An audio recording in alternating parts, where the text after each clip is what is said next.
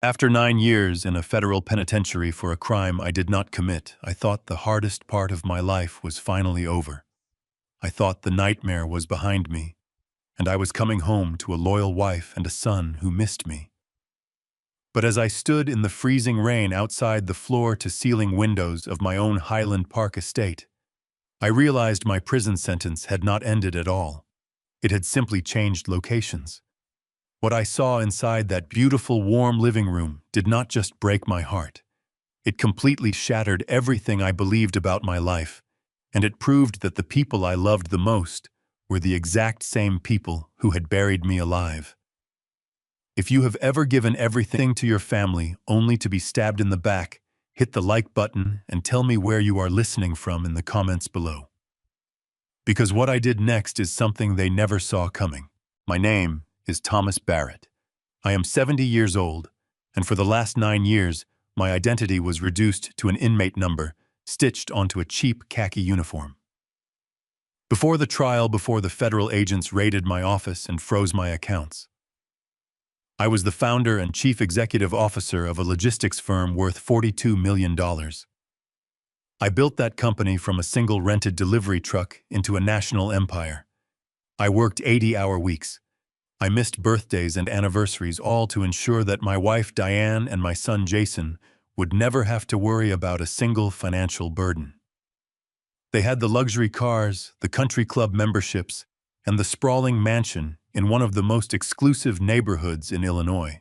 I lost it all when I was convicted of corporate wire fraud. The prosecution claimed I had been moving millions of dollars through offshore accounts. I knew I was innocent. I knew someone had set me up. But the paper trail was flawlessly manipulated, and the judge sentenced me to a decade behind bars. Through it all, I kept my sanity by holding on to the image of my family. Diane visited me a few times during the first year, crying through the thick glass, promising she would wait for me.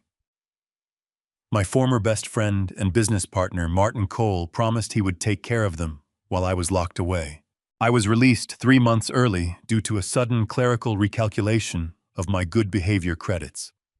I did not use my one phone call to tell them I was coming. I wanted it to be a surprise. I wanted to walk through that front door, wrap my arms around my wife, and finally breathe the air of a free man. I took a commercial bus from the facility, watching the gray concrete world of the prison fade into the lush, manicured suburbs of Highland Park. The autumn air was bitterly cold, biting through the thin fabric of the generic gray suit the prison had given me upon my release. I walked the last 2 miles from the bus stop. My joints ached and my legs felt heavy, but my heart was racing with pure anticipation. When I finally reached the end of my street, the house looked exactly as I remembered it.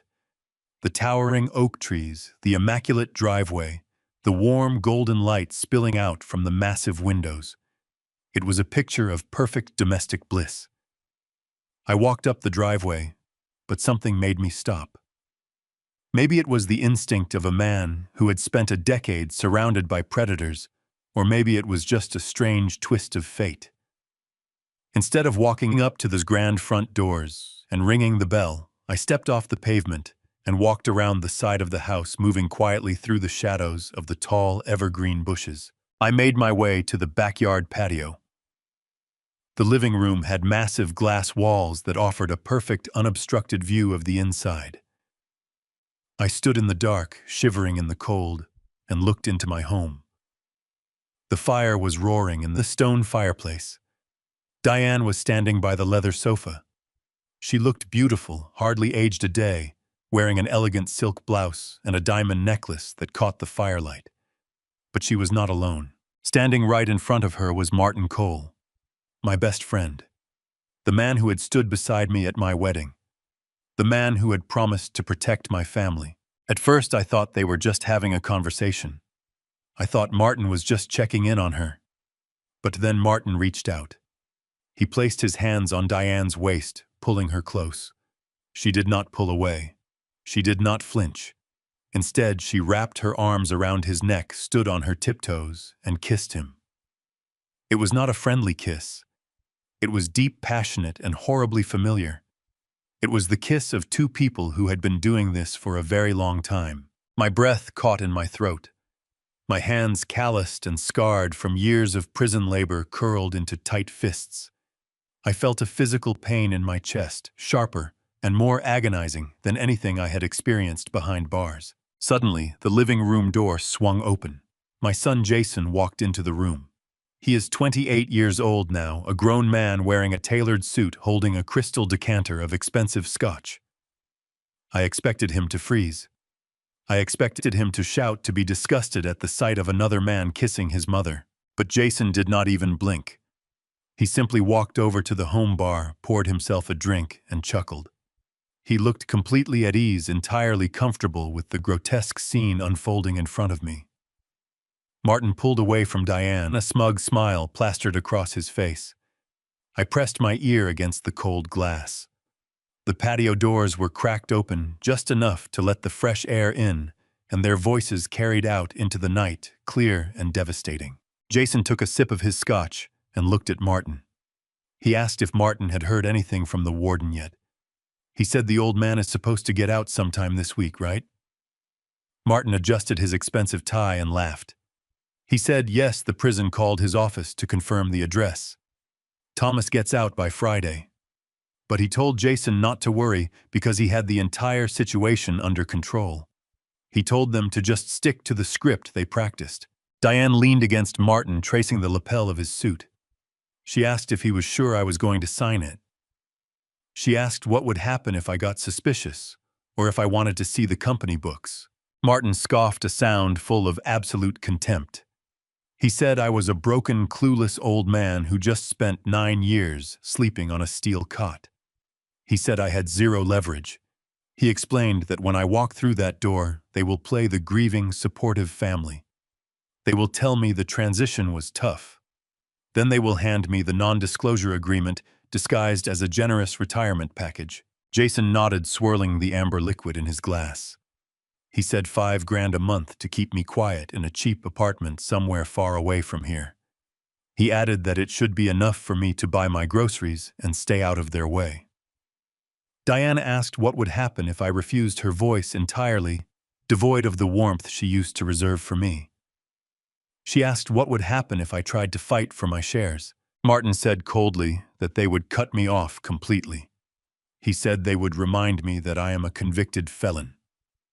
He promised that if I tried to step foot in Cole Global, he would personally call his contacts at the parole board and make sure I violated my terms of release. He said I would take the $5,000 a month, sign the gag order, and disappear because I would think they were my only lifeline. I stood there in the dark, the freezing rain soaking through my thin suit, soaking into my bones. Cole Global. Martin had not just taken my wife and corrupted my son. He had erased my name from the $42 million empire I built from nothing. He had stolen my entire existence. Every lie, every visit, every letter they sent me over the last 9 years had been a carefully constructed facade to keep me docile while they looted my life. They thought I was a pathetic, senile old man who would grovel for their scraps. They thought I was too broken to fight back. My first instinct was to grab a heavy rock from the garden, smash through that glass window, and tear Martin apart with my bare hands. I wanted to scream. I wanted to demand answers. I wanted to flip that coffee table and watch the absolute terror wash over their deceitful faces. But the 9 years I spent in a maximum security prison had taught me one extremely valuable lesson. Violence and emotion are the weapons of the weak. Patience and silence are the weapons of a man who is about to destroy an empire. I did not storm in. I did not make a single sound. I slowly took a step back, letting the dark shadows of the evergreen bushes swallow me whole. I looked at the three of them laughing by the fire, drinking the expensive scotch my money had bought, standing in the house I had built with my own hands. I took a deep breath, letting the icy winter air fill my lungs. The grief and the heartbreak evaporated, replaced by a cold, calculating resolve. I turned around and walked quietly back down the driveway toward the front door. They wanted to play a game with a clueless old man. I was going to give them exactly what they wanted. I was going to walk through the front door, I was going to play the broken, grateful ex-convict, and I was going to smile as I let them hand me my own money. But they had no idea that the man standing on their porch was no longer the trusting husband and father they remembered. The war had just begun, and I was not going to stop until I took back every single thing that belonged to me and watched their perfect stolen lives crumble to the ground. I stepped onto the grand limestone porch and pressed my thumb against the glowing brass doorbell. The familiar chime echoed inside the foyer, a sound that used to mean I was finally home after a grueling week of corporate meetings. Now it was the sound of a trap snapping shut. I waited, keeping my shoulders slumped and my gaze fixed on the polished welcome mat. I needed to look small. I needed to look like a man whose spirit had been entirely crushed by the federal justice system. Heavy footsteps approached from the other side of the oak door. I heard the deadbolt click and the door swung open. Martin stood there. For a fraction of a second, the blood completely drained from his face. His confident posture vanished, replaced by pure, unfiltered panic. He had not expected me to arrive tonight. He had not expected to look the man he betrayed directly in the eye without a few days of preparation. But Martin had always been an excellent liar. Before I could even say a word, the shock on his face melted away, replaced instantly by a mask of profound brotherly joy. His eyes widened, and he let out a loud gasp of disbelief. He stepped forward and wrapped his arms around me, pulling me into a crushing embrace. I stood there, letting the man who had stolen my wife and my empire press his face against my shoulder. The scent of his expensive cologne made my stomach turn, but I forced my arms to clumsily pat his back. I played my part flawlessly. I let out a shaky, tired breath sounding exactly like a man who had just survived a decade of hell. Martin pulled back, keeping his hands firmly on my shoulders as he looked me up and down. He shook his head, offering a wide, beaming smile that did not reach his cold eyes. He said he could not believe I was actually standing here. He said they were not expecting me until Friday, and that I should have called so he could send a private car to pick me up from the facility. I kept my voice weak and raspy, telling him I just wanted to get home as quickly as possible. Before he could respond, I heard the frantic click of heels rushing down the curved staircase. Diane appeared in the grand foyer. She stopped halfway down the steps, dramatically bringing both hands to her mouth. She let out a loud, theatrical sob that echoed off the vaulted ceilings. She rushed down the remaining steps, practically throwing herself into my arms. She buried her face in my cheap, damp suit and began to cry uncontrollably. Her tears soaked through the thin fabric, and she kept repeating my name over and over again. I held her, wrapping my arms around the woman I had loved since my 20s. It took every ounce of self-control I possessed not to push her away. Just 10 minutes ago, I had watched her kissing another man with absolute passion. Now she was sobbing against my chest, playing the role of the devoted, suffering wife who had waited 9 agonizing years for her husband to return. I gently stroked her hair, maintaining my fragile facade. I told her I was finally home and that everything was going to be all right now. Martin quickly ushered us out of the cold hallway and into the massive open-concept kitchen. The kitchen island was a stunning slab of imported marble glowing under the warm pendant lights. Jason was sitting on one of the leather bar stools. He looked at me, feigning overwhelming surprise, and quickly stood up to offer a stiff, awkward hug. He told me he missed me, and I smiled softly, telling him how proud I was to see the man he had become. I looked around the room, making sure my eyes lingered on the details.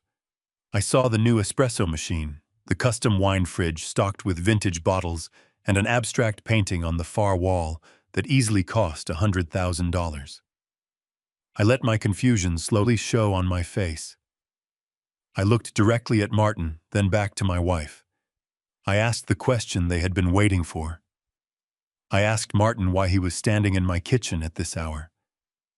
I let my voice waver just a little bit, injecting a perfect tone of vulnerability and confusion. I asked if something was wrong with the company, or if he was just here to help Diane prepare for my arrival. Martin exchanged a quick, calculated look with Diane.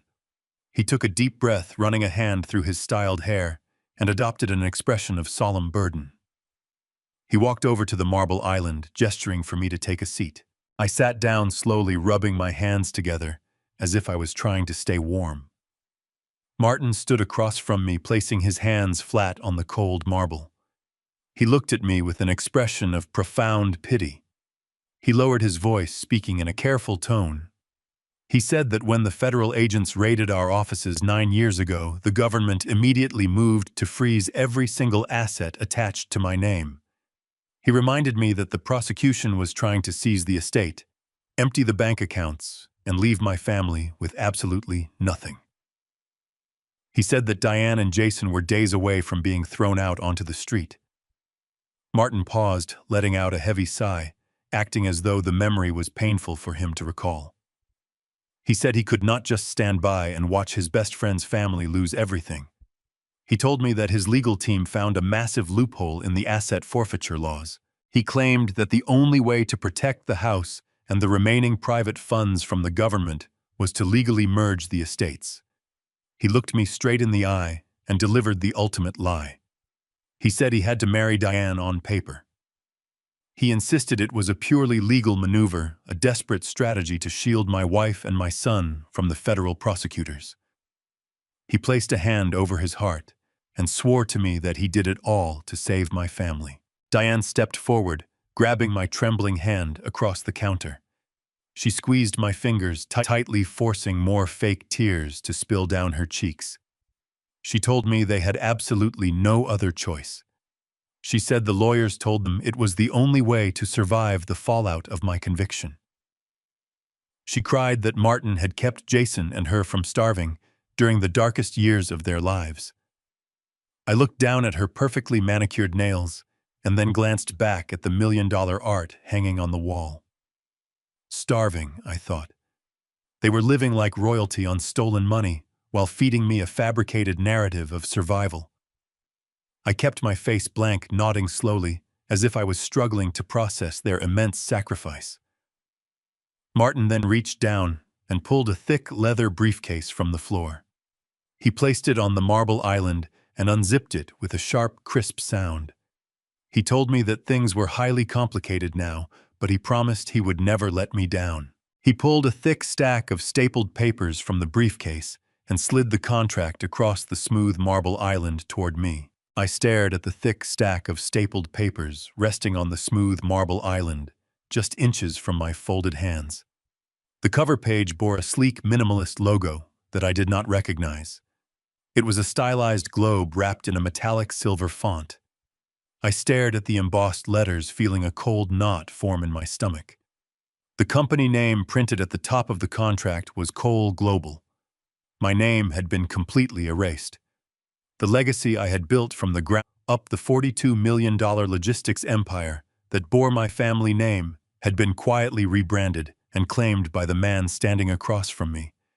I kept my face perfectly neutral, letting my eyes dart across the page as if I was struggling to comprehend the complex legal jargon.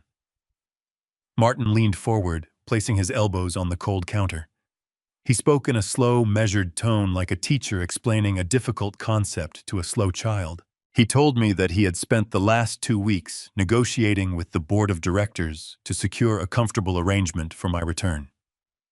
He claimed that the board was extremely hesitant to offer any financial support to a convicted felon, but he had personally vouched for me.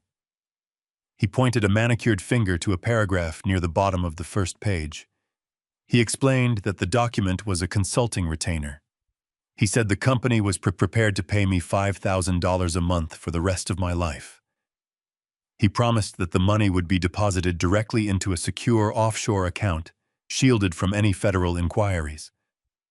All I had to do, he explained softly, was move to a quiet, out-of-state location and enjoy a peaceful retirement. He smiled, a sickening display of false generosity, and told me that I had earned the right to finally rest. I slowly reached out and picked up the heavy document.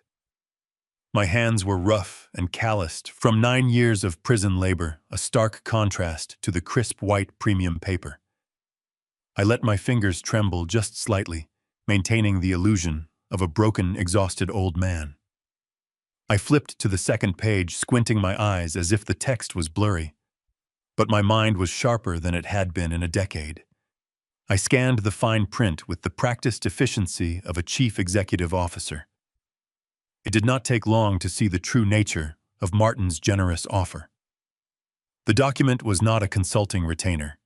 It was an ironclad, incredibly restrictive non-disclosure agreement. The clauses were explicitly clear. If I accepted the $5,000 a month, I would be legally bound to never speak about the company, its origins, or its current leadership. I would be prohibited from contacting any former clients, employees, or board members. Furthermore, a highly specific clause buried on page 4 stated that I forfeited any and all future claims to my original founder shares. It was a gag order designed to legally paralyze me. They were offering me pennies to surrender an empire worth tens of millions of dollars. I kept my breathing shallow and uneven, acting as though the legal terminology was overwhelming my fragile state of mind. I looked up at Martin, letting my lower lip quiver. I asked him why the contract required me to leave the state. I asked why I could not just stay here in Chicago near the company I had started. Before Martin could formulate another lie, Jason sighed heavily and shifted his weight on the leather barstool. He looked at me with an expression that dripped with condescending pity. He leaned in, adopting a tone of fake, agonizing sympathy. He told me that I needed to be realistic about my current situation. He said that the business world had moved on since my conviction, and that corporate compliance was stricter than ever. Jason looked me directly in the eyes and reminded me that I had a federal felony on my permanent record. He said that Cole Global was currently bidding on massive government contracts, and the military had absolute zero tolerance for any association with corporate fraud. He explained that if the media or the federal auditors found out that the original disgraced founder was hanging around the corporate headquarters, the government would instantly cancel every single active contract. He said the resulting scandal would bankrupt the entire company overnight. Jason shook his head, placing a comforting hand over his heart. He told me that I needed to swallow my pride and accept the reality of my circumstances. He said that Martin was doing me a massive favor by fighting the board to get me this money. He urged me to just take the cash, sign the papers, and go live a quiet, comfortable life down in Florida. He said it was the best possible outcome for everyone involved. Diane nodded vigorously from across the kitchen, wiping away her fabricated tears. She pleaded with me to listen to our son. She said they just wanted me to be safe and happy, far away from the stress of the corporate world. I looked at the three of them, absorbing the absolute magnitude of their deception. My best friend, my wife, and the boy I had raised were standing in my kitchen, casually orchestrating my permanent exile. They were completely convinced that they held all the power. They believed I was too weak, too poor, and too frightened to challenge their authority. I let a long, heavy silence fill the room. I slowly lowered the contract to the counter, letting out a defeated, hollow sigh. I reached out with a trembling hand and picked up the polished silver pen Martin had placed next to the document. I held the pen over the signature line, letting it hover there for 10 agonizing seconds. Martin held his breath, his eyes glued to the tip of the pen, silently praying for his theft to become legally binding. Just as the ink was about to touch the paper, I stopped. I let the pen slip from my fingers, letting it clatter loudly against the marble. I rubbed my eyes, pressing the heels of my palms into my face. I told them that my vision was too blurry from the long bus ride, and that the harsh kitchen lights were giving me a terrible migraine. I forced a tired, apologetic smile. I told Martin that I was incredibly grateful for his generosity, and that I fully intended to accept his offer. I picked up the printed $5,000 check he had left beside the contract and carefully folded it into my breast pocket. I grabbed the thick legal document, holding it tightly to my chest. I told them I just needed to take it with me to read over in the morning when my mind was clear and my eyes were rested. I promised I would sign every page and mail it directly to his downtown office before noon tomorrow. Martin frowned, a flash of irritation crossing his face, but he quickly masked it with a supportive nod. He patted my shoulder and told me to take all the time I needed. Jason offered another stiff, awkward goodbye, while Diane kissed my cheek, whispering that she loved me. I picked up my cheap green canvas duffel bag. I opened the door and stepped out. The act was finally over. I walked down the long, sweeping asphalt driveway of the estate, feeling the icy rain continue to soak through the thin fabric of my suit. The moment the massive wrought iron gates closed behind me with a heavy metallic thud, I let out a long, shuddering breath. The frail, broken persona I had just spent the last hour perfectly executing completely vanished. My spine straightened, my shoulders squared, and the trembling in my hands ceased entirely. I walked with the steady, measured pace of a man who knew exactly what he needed to do next. I did not look back at the glowing windows of the mansion. I had seen enough to know that the life I had left behind 9 years ago was nothing but a carefully orchestrated illusion. I walked for nearly 2 miles through the quiet, wealthy neighborhoods until I reached the main commercial road. I waited at a glowing bus stop shelter blending into the dark night until a late transit bus arrived. I paid my fare with the few wrinkled bills the prison had given me and sat in the back corner. I rode the bus out of the affluent suburbs, watching the pristine lawns fade into the grittier industrial outskirts of the city. I got off in Skokie, an area filled with faded strip malls and flickering neon signs. I walked for another 20 minutes until I found exactly what I was looking for. It was a rundown single-story motel sitting right off the highway. The glowing red vacancy sign hummed with a low, irritating buzz. I walked into the cramped lobby, which smelled heavily of stale cigarette smoke and cheap pine disinfectant. The clerk behind the thick plexiglass window barely looked up from his small television screen as I asked for a room. I paid $60 in cash, securing a key attached to a heavy plastic fob. My room was at the very end of the dimly lit outdoor corridor. I unlocked the thin wooden door and stepped inside. The room was tiny and depressing. The wallpaper was peeling at the corners, and the faded floral bedspread looked like it had not been washed in a decade. But to me, it was absolutely perfect. It was a secure, anonymous sanctuary where nobody would ever think to look for the former chief executive officer of a logistics empire. I locked the deadbolt, fastened the security chain, and threw my cheap canvas duffel bag onto the mattress. I took off my soaked jacket and draped it over a rickety wooden chair. The first order of business was securing untraceable capital. When the sun finally rose the next morning, I walked to a busy local bank branch right down the street. I approached the teller and presented the $5,000 check Martin had given me along with the temporary release identification the state had provided. Because the check was drawn from a premium corporate account, the teller verified the funds immediately. I walked out of this bank with $5,000 in crisp $100 bills securely tucked into my pocket. I immediately went to a massive electronics retail store a few blocks away. I paid cash for a cheap, entirely untraceable laptop, a prepaid mobile internet hotspot, and a generic burner telephone. I did not want to leave any digital footprints. I returned to my dingy motel room, locked the door behind me, and set up my new equipment on the small scratched wooden desk pushed against the far wall. I opened the laptop and connected to the prepaid internet network. My heart beat with a steady, rhythmic thud. It was time to start digging through the public records. Martin had looked me right in the eye and swore that he married Diane purely to protect the estate from the federal asset forfeiture. He claimed it was a desperate last-minute legal maneuver enacted only after I was indicted. That was the foundational pillar of his entire defense.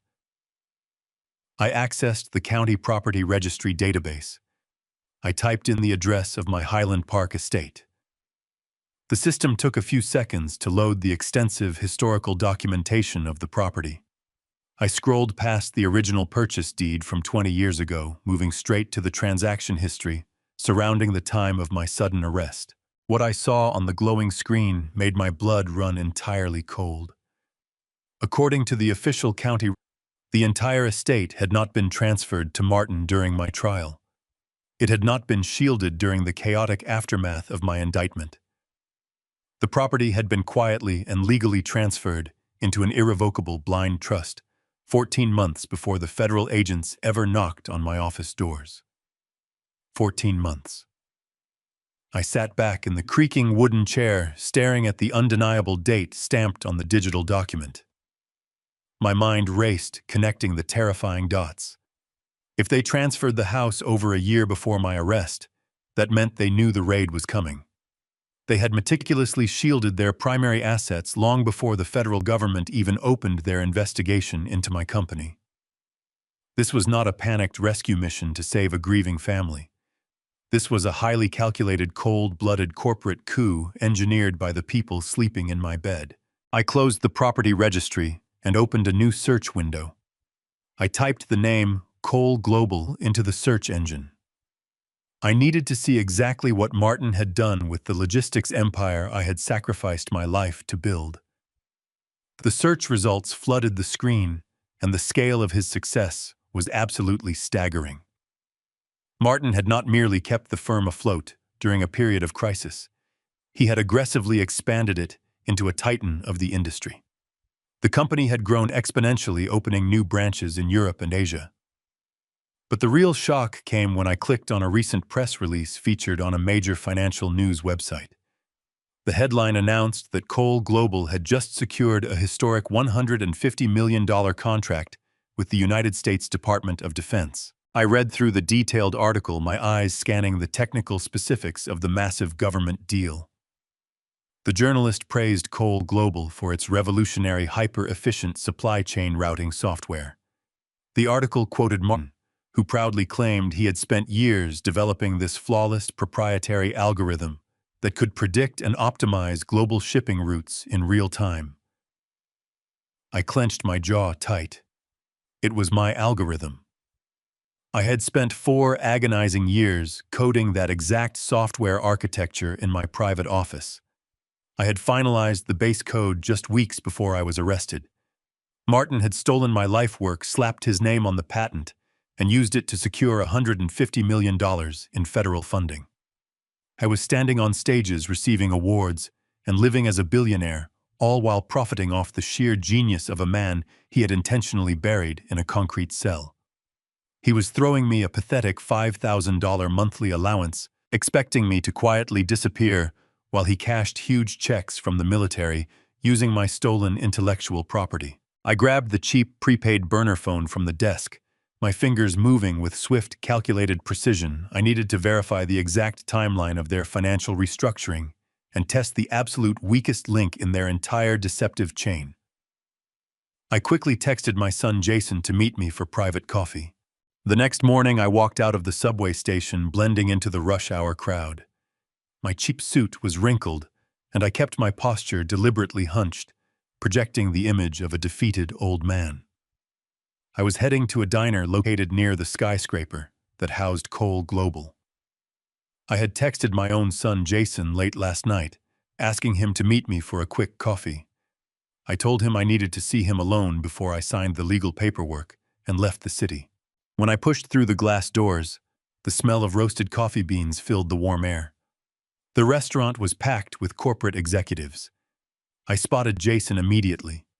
He was sitting in a secluded booth checking his smartphone. He was wearing a custom-tailored suit, a crisp white shirt, and a silk tie that cost more than my entire motel room.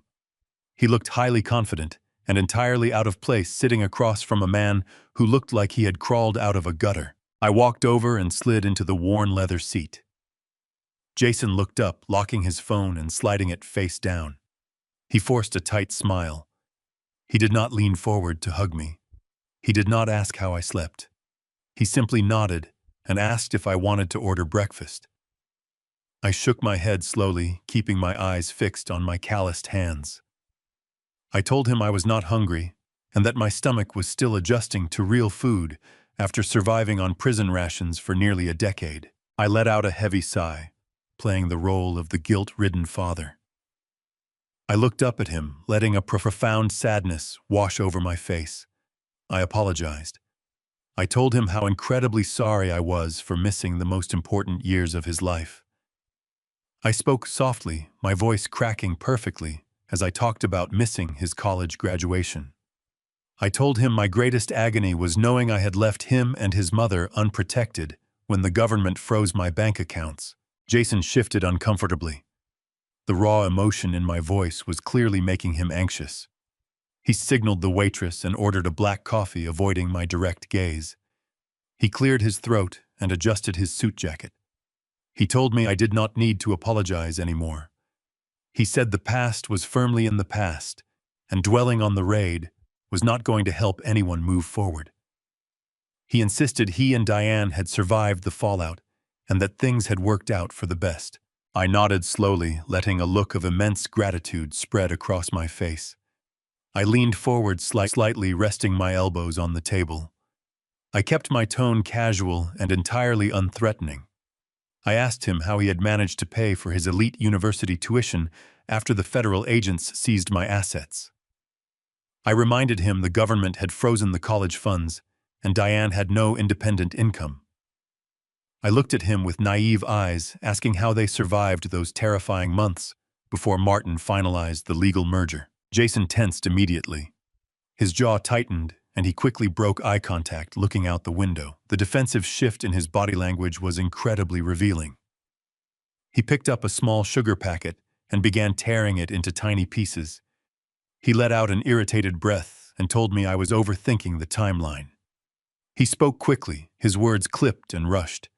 He said I did not need to worry about the financial details because Martin had handled everything.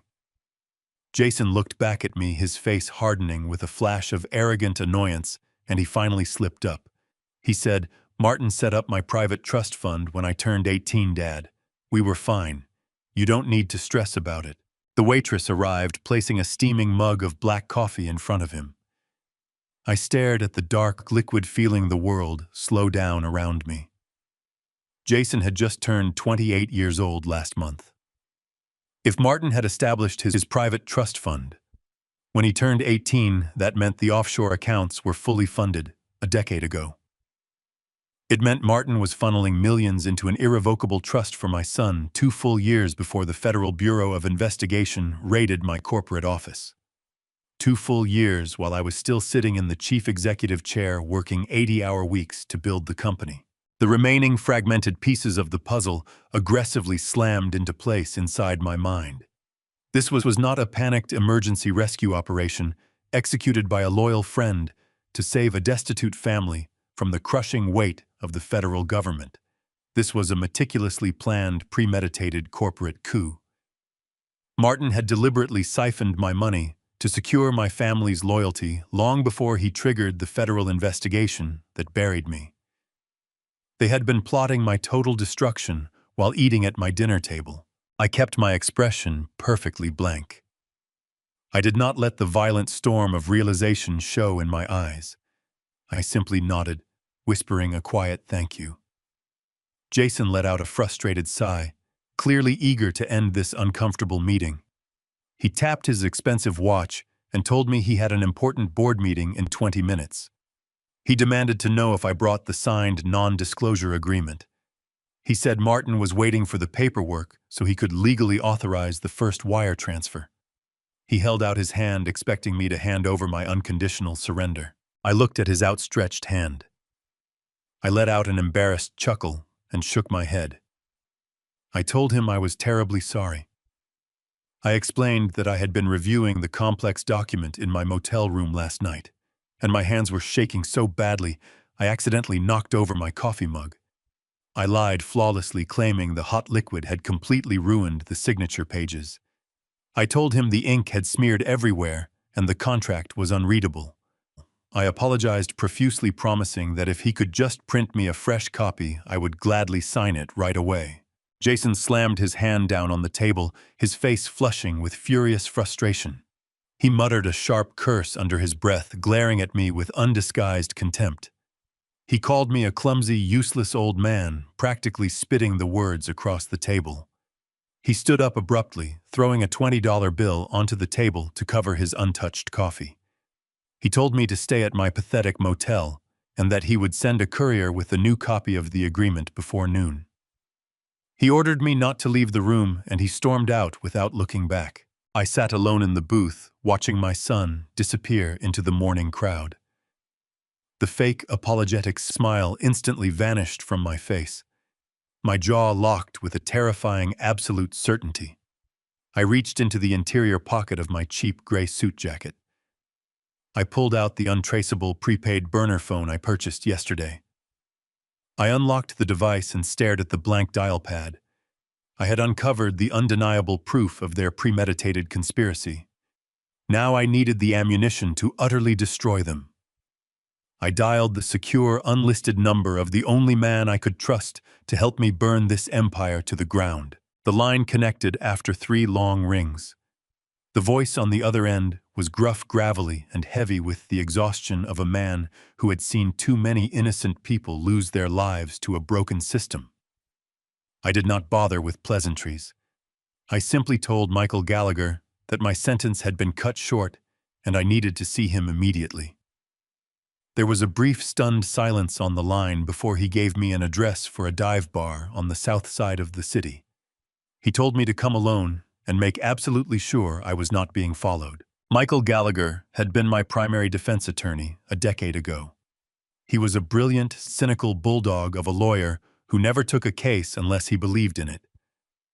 During my trial, he had fought like an absolute madman, aggressively challenging every single piece of evidence the federal prosecutors brought to the stand.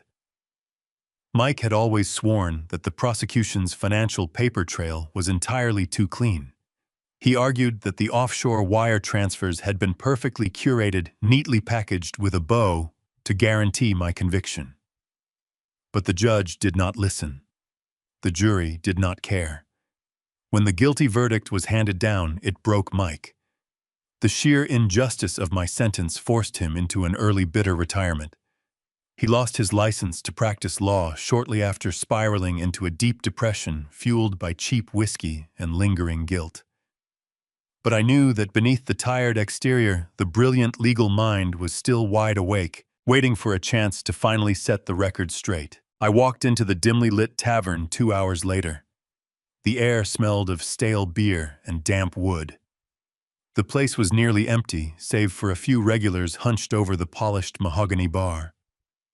I spotted Mike sitting in a dark, secluded booth in the very back. His hair was completely gray now, and deep lines of stress etched his face, but his sharp, perceptive eyes had not lost their intense focus. I slid into the cracked leather seat across from him. He did not say a word. He just stared at me, taking in the cheap suit and the physical toll 9 years of hard labor had taken on my body. He pushed a glass of whiskey across the scratched wooden table. I ignored the drink. I unzipped my canvas duffel bag and pulled out the thick stack of printed documents I had gathered from the public registry. I slid the papers across the table. I told him to look at the property transfer deeds and the timeline of Jason's irrevocable trust fund. I sat back and watched as the retired hound caught the scent of the hunt. Mike pulled a pair of reading glasses from his shirt pocket and began to examine the documents.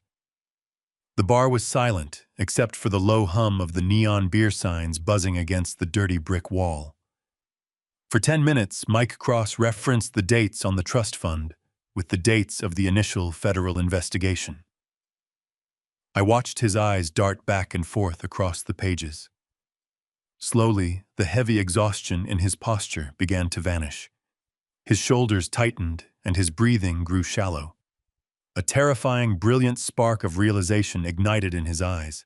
He slowly lowered the papers to the table and took off his glasses. He looked at me, his voice trembling with a mixture of absolute vindication and profound horror. He said they had completely set me up. He explained how the pieces fit together with sickening perfection. He reminded me of the mysterious offshore accounts that the federal agents had traced directly back to my name. During the trial, the prosecution proved that the accounts were accessed using the private internet protocol address originating from my own home. My defense had always been that my home network was compromised by an outside hacker. Mike tapped the table with a heavy finger. He told me there was no anonymous hacker. He said Martin was the one who secretly opened the offshore accounts, but Diane was the one who provided the digital access from inside my house. She had given him the keys to the kingdom. They had worked together to route the stolen cartel money through my personal servers, intentionally leaving a glowing digital footprint for the federal agents to find. The sheer malice of their partnership hung in the air between us. They had weaponized my own home against me. But as the adrenaline of the discovery settled, Mike leaned back in the booth and let out a long, frustrated sigh. He rubbed his face with his rough hands and pointed out a massive, insurmountable problem. He said that having a plausible theory and possessing circumstantial motives were completely useless in a federal court. To overturn a conviction and indict a billionaire like Martin Cole, we needed undeniable concrete proof. We needed the original source code of the initial wire transfers, and we needed the deleted internal emails sent between Martin and Diane from 11 years ago. We needed the digital smoking gun. I told him we could just hire a hacker to breach the company network. I reminded him that I still knew the foundational architecture of the security software.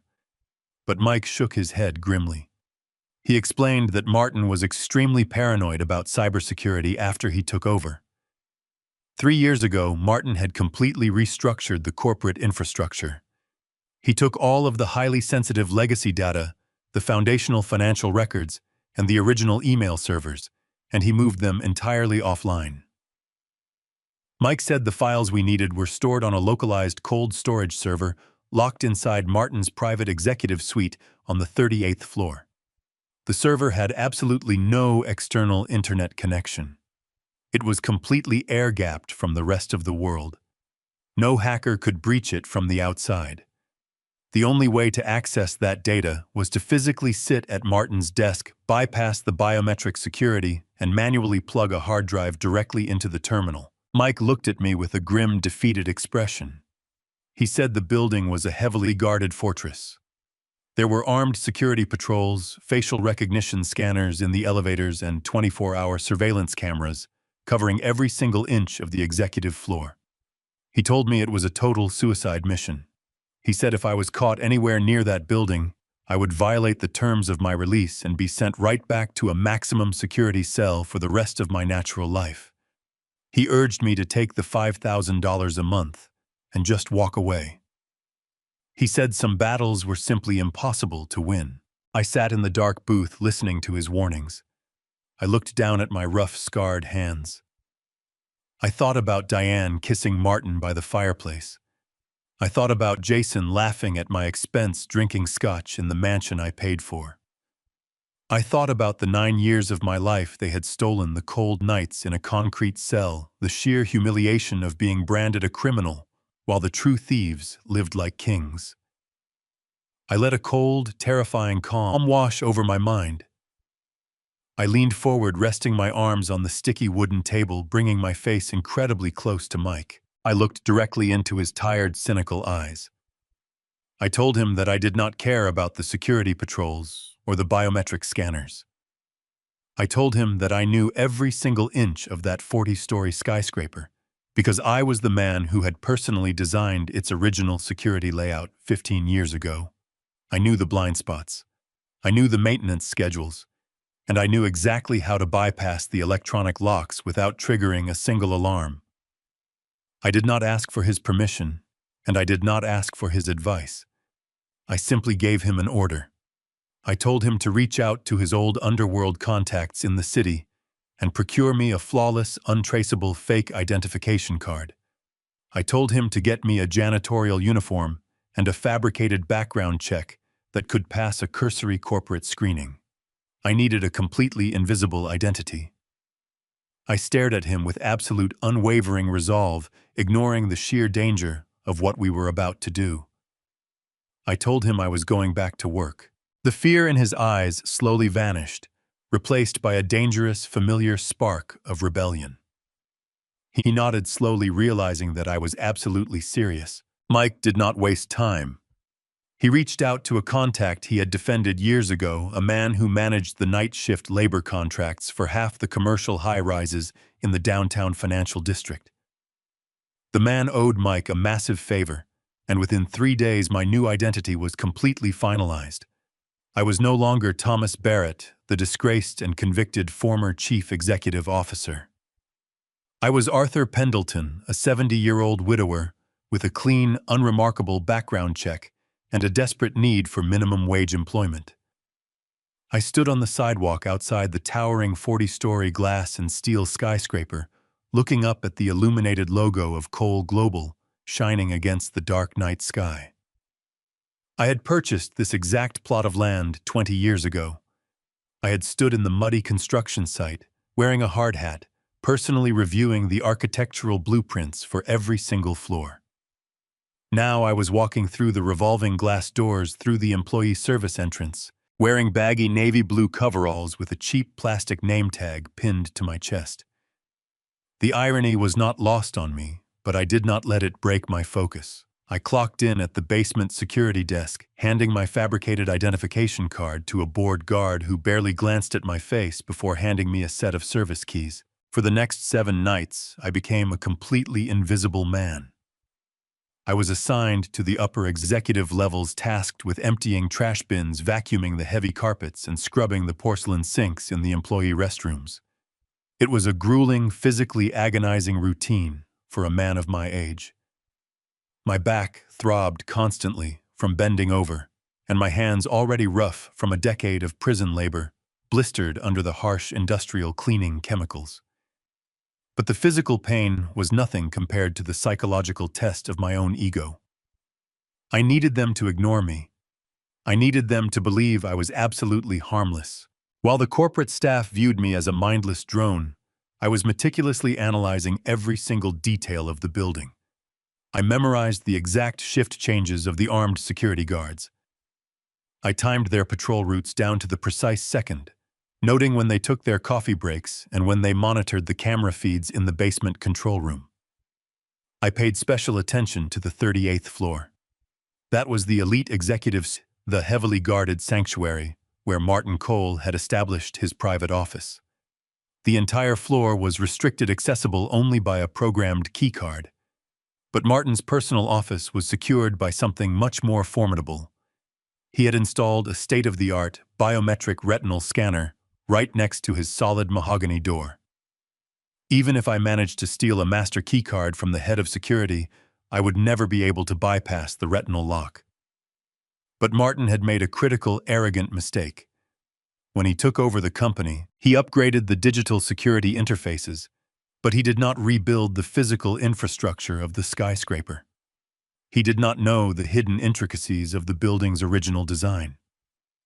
When I contracted the construction of this high-rise 20 years ago, I insisted on implementing a fail-safe mechanism for the localized ventilation framework.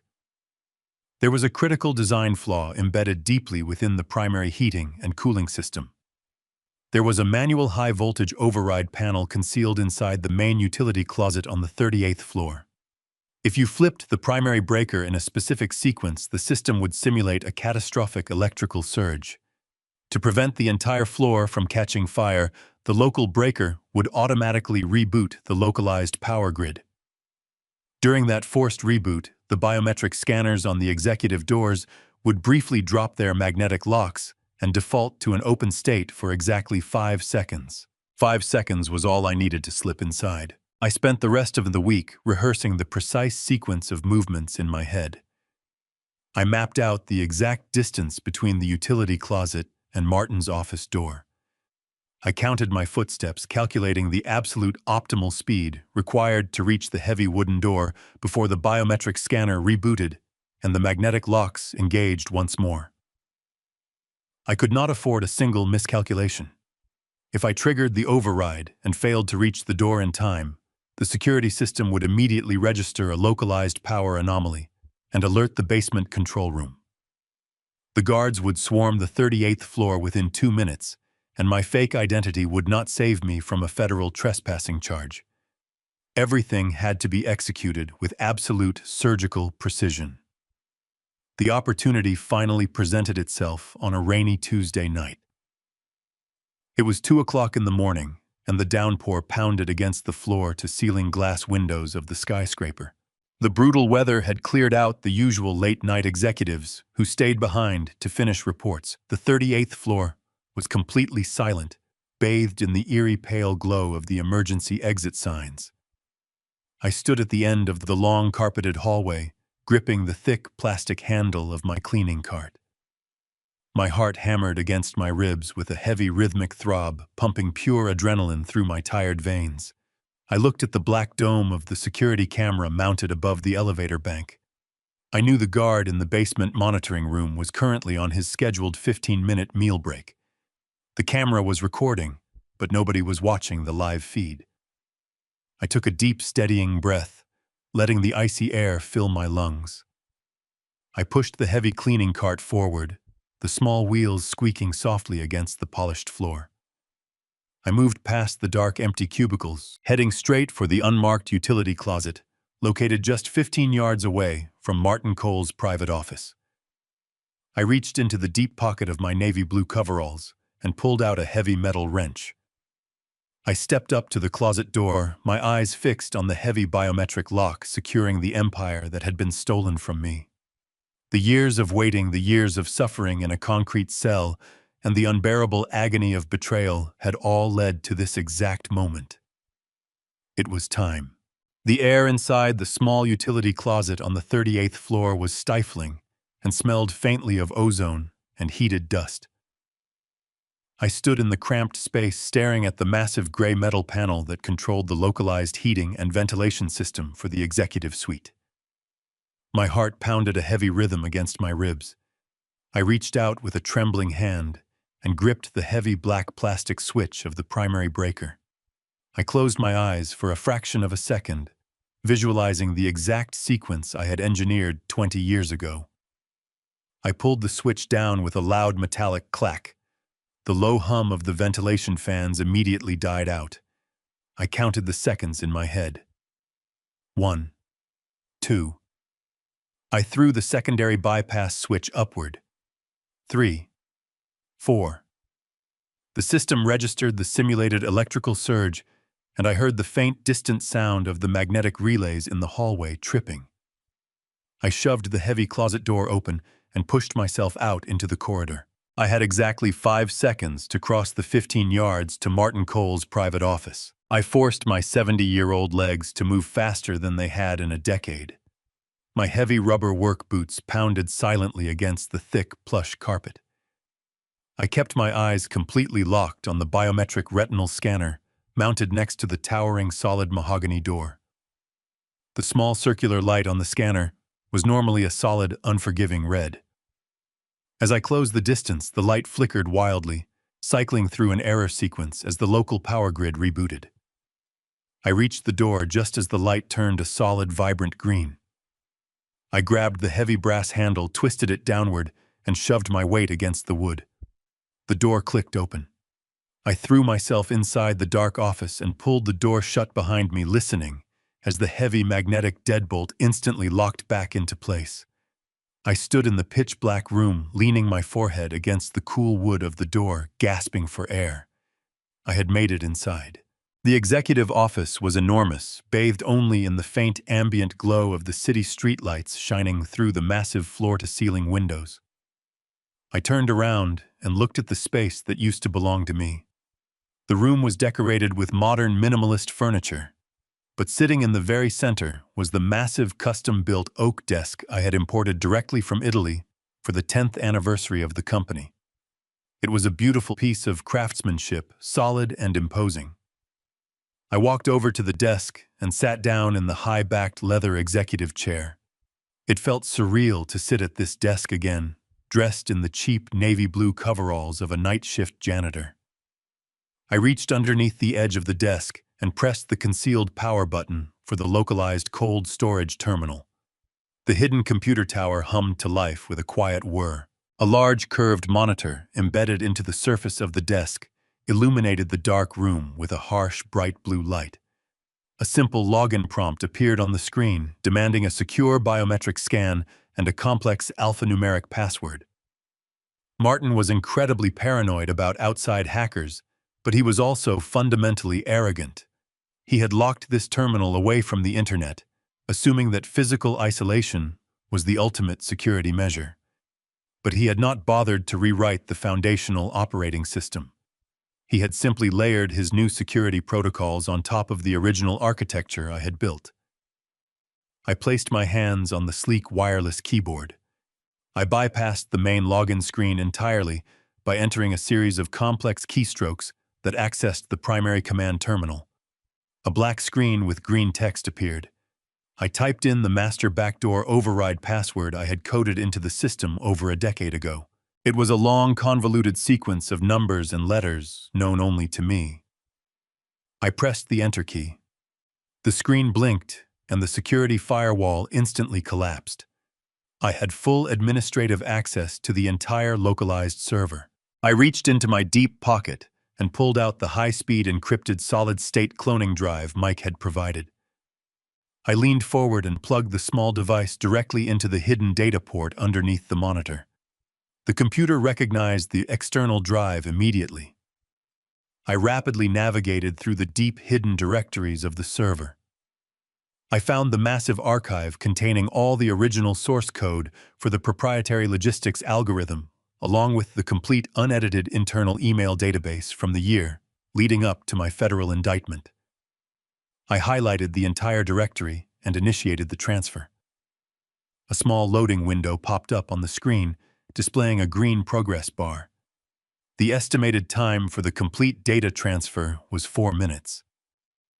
I sat back in the leather chair watching the percentage slowly climb. 10%. 20%. The silence in the office was deafening, broken only by the steady drumming of the icy rain against the glass windows behind me. The progress bar hit 40%, then 50%. I kept my eyes glued to the numbers, silently urging the machine to move faster.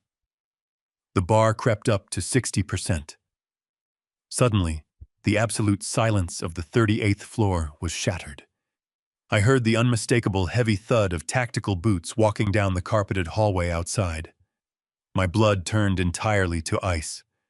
The footsteps were deliberate, slow, and methodical.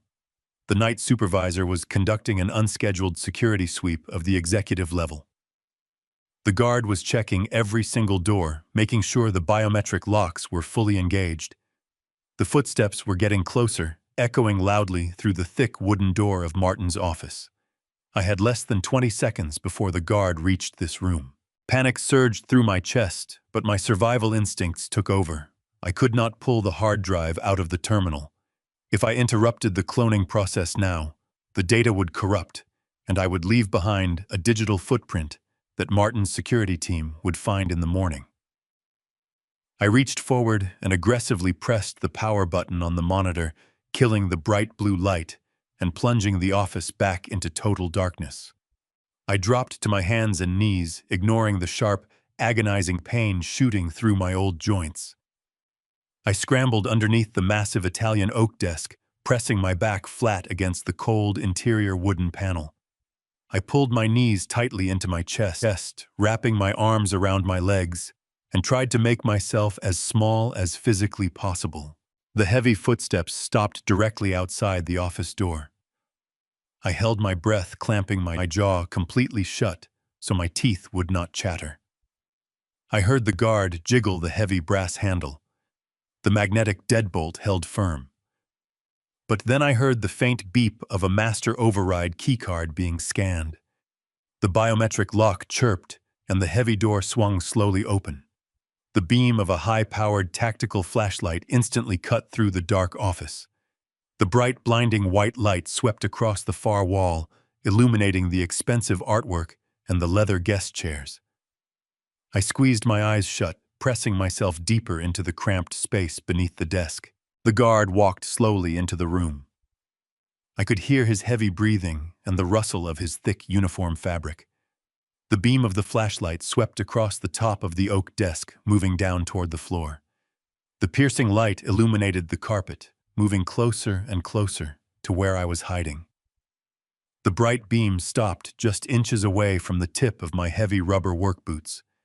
I remained completely motionless, frozen in pure terror. A single drop of cold sweat rolled down the side of my face. If the guard took one more step forward, if he angled the flashlight just a fraction of an inch lower, he would see me. My entire life, my freedom, and my absolute revenge hinged on this single agonizing moment. The heavy silence stretched out for what felt like an eternity. Finally, the guard let out a low, tired grunt. He turned around the beam of the flashlight, sweeping away from the desk and back toward the hallway. He walked out of the office, pulling the heavy mahogany door shut behind him. The magnetic lock engaged with a loud final click. I let out a long, silent breath, my entire body trembling with the massive release of adrenaline. I waited for another 2 minutes, listening, until the sound of his footsteps completely faded away down the corridor. I slowly crawled out from under the desk, wincing as my stiff knees popped. I reached up and turned the monitor back on. The green progress bar was sitting at exactly 100%. The transfer was complete. I safely ejected the solid-state drive and slipped it deep into the interior pocket of my coveralls. I turned off the terminal, wiping down the keyboard and the desk surface with the sleeve of my uniform to ensure I left no fingerprints. I walked quietly to the door, bypassed the interior lock, and scout into the dimly lit hallway. I grabbed the handle of my plastic cleaning cart and began pushing it toward the service elevator. I kept my head down, resuming the pathetic posture of an invisible janitor. But as I rode the elevator onto the basement, a fierce, triumphant smile spread across my face.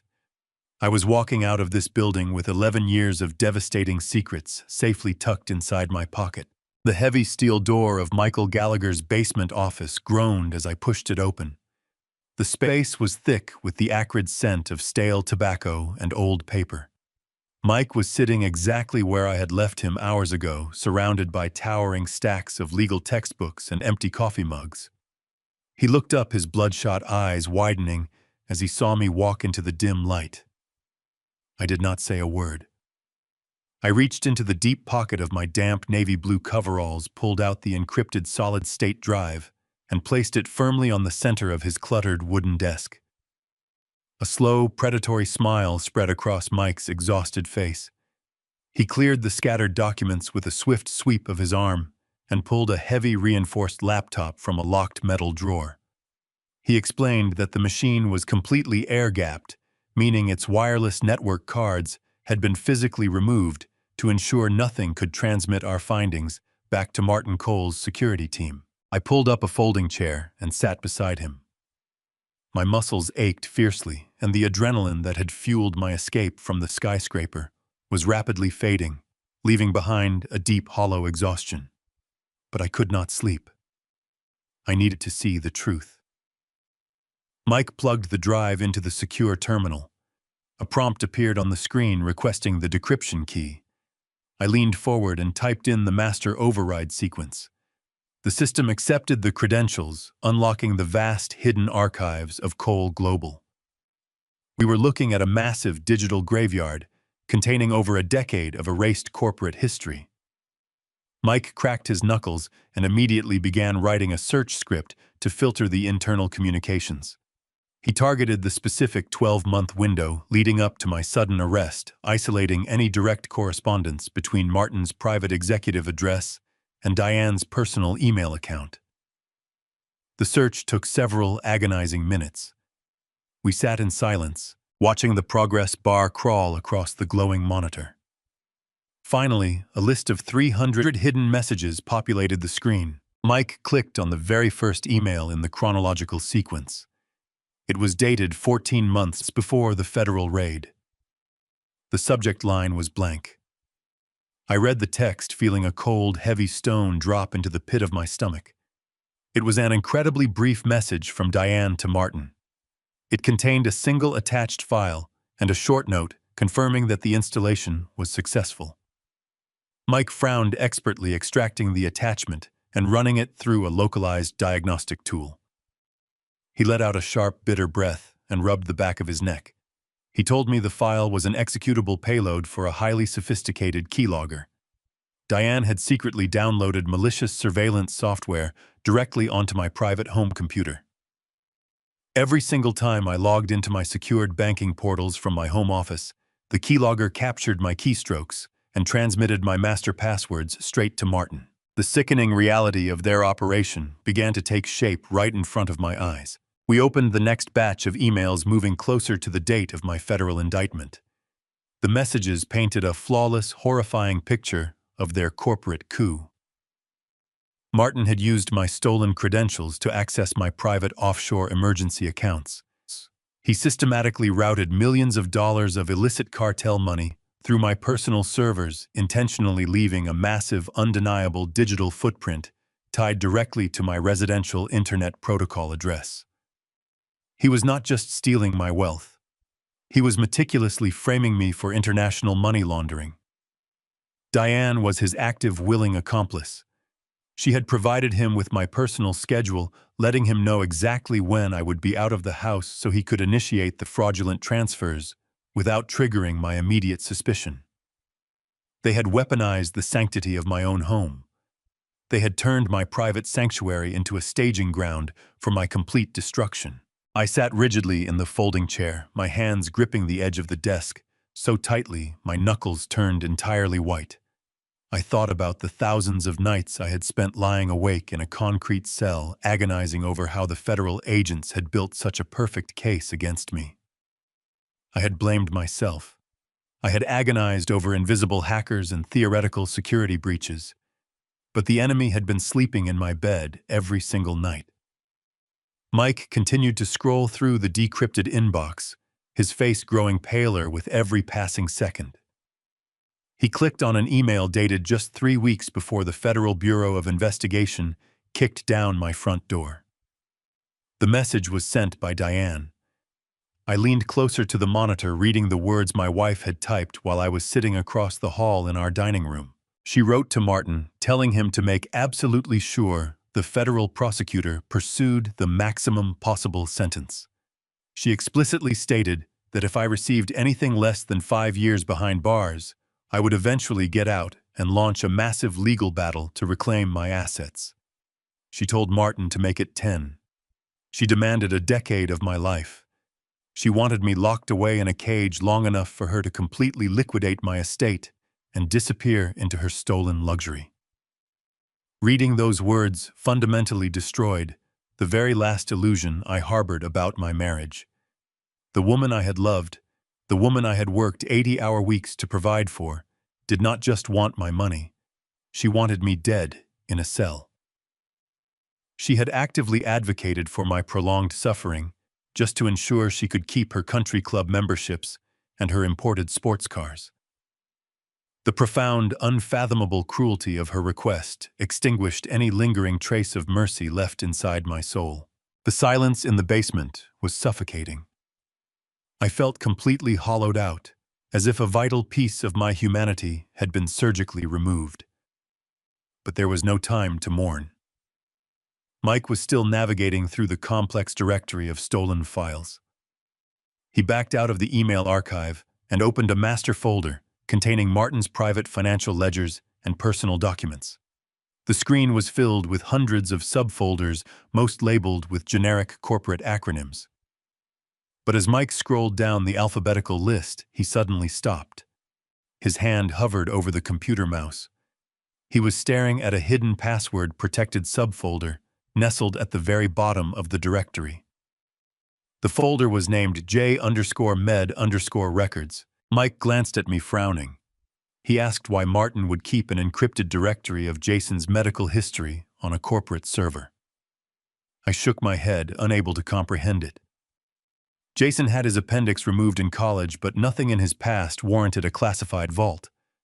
Mike ran a decryption program against the folder using our administrative access. The software hummed for 2 minutes before the lock broke. The folder opened, revealing a single document. Mike clicked on the file. It was clinical stationery from a Chicago laboratory. The printed medical document was dated exactly 28 years ago. I watched Mike's eyes dart across the text. The color instantly drained from his face, leaving his skin a sickly gray. He swallowed hard and took his hand off the mouse. He pushed his chair back, putting distance between himself and the screen. He looked up at me with profound dread. He took a slow, deep breath and told me I needed to sit down for this. I pulled the folding metal chair out and lowered myself onto the hard plastic seat. I did not ask Michael Gallagher what he meant. I simply shifted my gaze toward the glowing monitor. The document displayed on the screen was a scanned copy of a heavily faded laboratory report. The letterhead belonged to a highly exclusive private medical clinic located in downtown Chicago.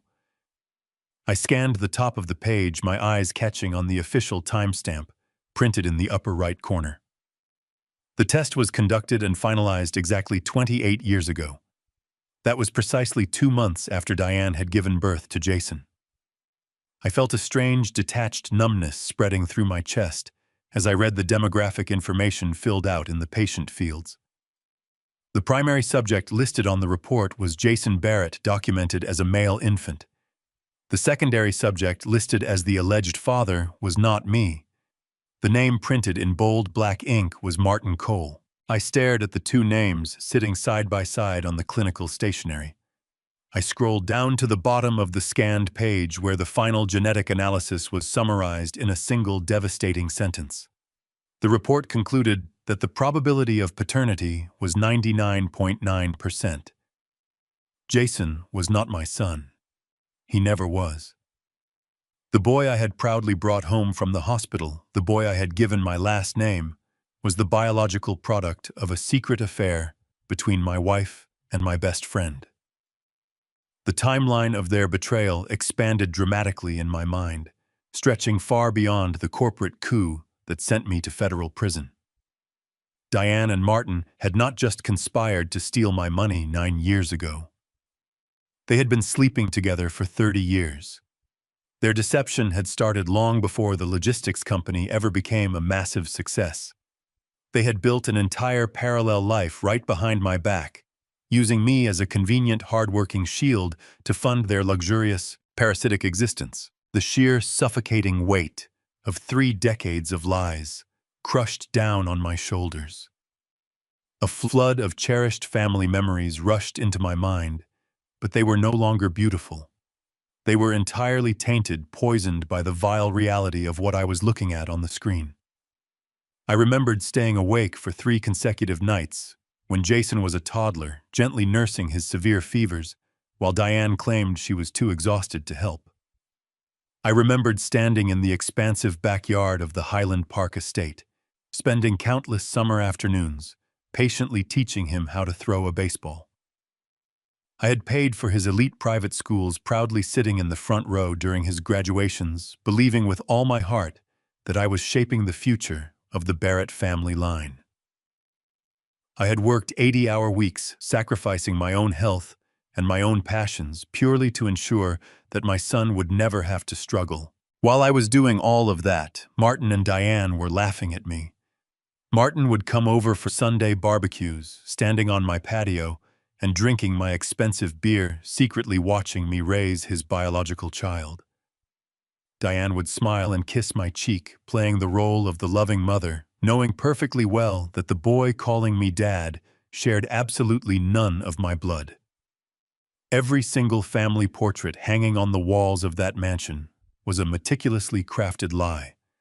Every holiday dinner, every birthday celebration, every quiet evening spent sitting by the fireplace was a grotesque, parasitic deception. They had weaponized my deepest capacity for love and turned it into an instrument of my own subjugation. They had allowed me to finance Jason's entire privileged existence, waiting patiently until the logistics empire was worth tens of millions of dollars before they finally executed their ultimate plan to dispose of me. I sat motionless in the chair. Any normal man would have broken down. Any normal man would have buried his face in his hands and wept for the total destruction of his family. I expected the tears to come, but the tears never materialized. I did not cry. I did not gasp for air or scream out in agonizing sorrow. Instead, the profound, unbearable pain hit the absolute rock bottom of my soul and instantly froze. The warm, beating heart of Thomas Barrett, the dedicated husband and the loving father, completely stopped functioning in that exact moment. Something else woke up in its place. A chilling, terrifying sense of absolute clarity washed over my entire being. The lingering affection I held for the boy I raised was instantly eradicated. Jason was not an innocent victim in this. He had sat in the diner just hours ago, treating me like a pathetic burden, completely loyal to the man who had funded his lavish trust account with my stolen money. The magnitude of their collective theft was incomprehensible. They had not merely stolen my company, my assets, and my freedom. They had stolen my fatherhood. They had stolen my youth. Every drop of sweat I poured into building my legacy had been secretly harvested by parasites who viewed me as nothing more than a highly efficient machine. Diane's demand for a 10-year prison sentence finally made perfect sense. She did not just want me out of the way to enjoy the money. She needed me permanently silenced, so I would never have the opportunity to uncover the deeply buried medical records that proved her lifelong infidelity. She wanted me to die alone in a concrete cell, firmly believing that I had lost a loyal family, never realizing that I had been a pawn in her twisted game since the very beginning. I slowly placed my rough, calloused hand flat against the cool surface of the wooden desk. My mind was driven by a dark, relentless purpose. I realized that my entire perspective on justice had fundamentally shifted in the span of 5 minutes. An hour ago, my primary objective had been gathering enough evidence to clear my name, reclaim my stolen shares, and secure a comfortable financial future. I had harbored a small, foolish hope that perhaps I could somehow salvage a functional relationship with Jason.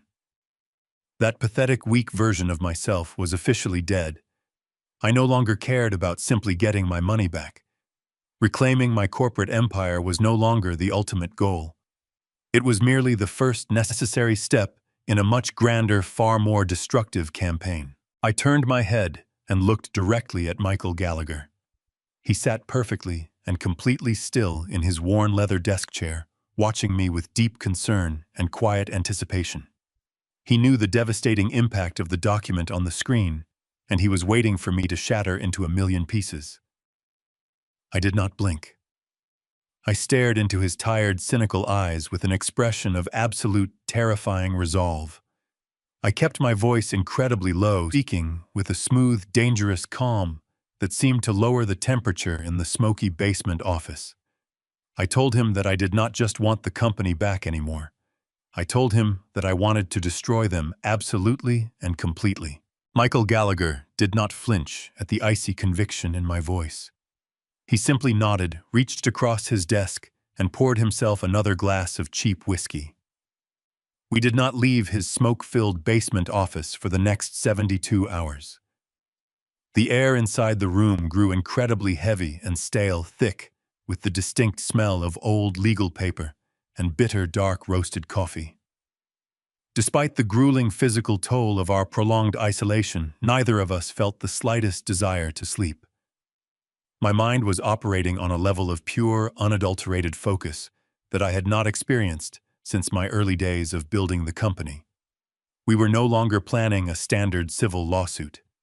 Filing a conventional grievance in a corporate court would only give Martin Cole the opportunity to hire armies of expensive defense attorneys.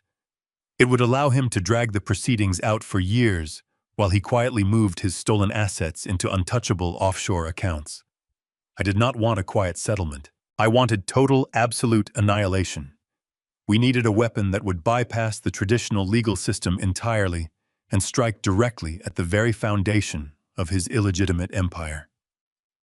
I had spent 9 years locked in a cage stripped of my dignity, name, and freedom. I had endured the brutal, soul-crushing reality of maximum security confinement, while the architects of my misery slept comfortably in silk sheets.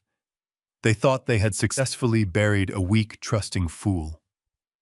They did not realize that the immense pressure of their betrayal had forged me into something entirely different.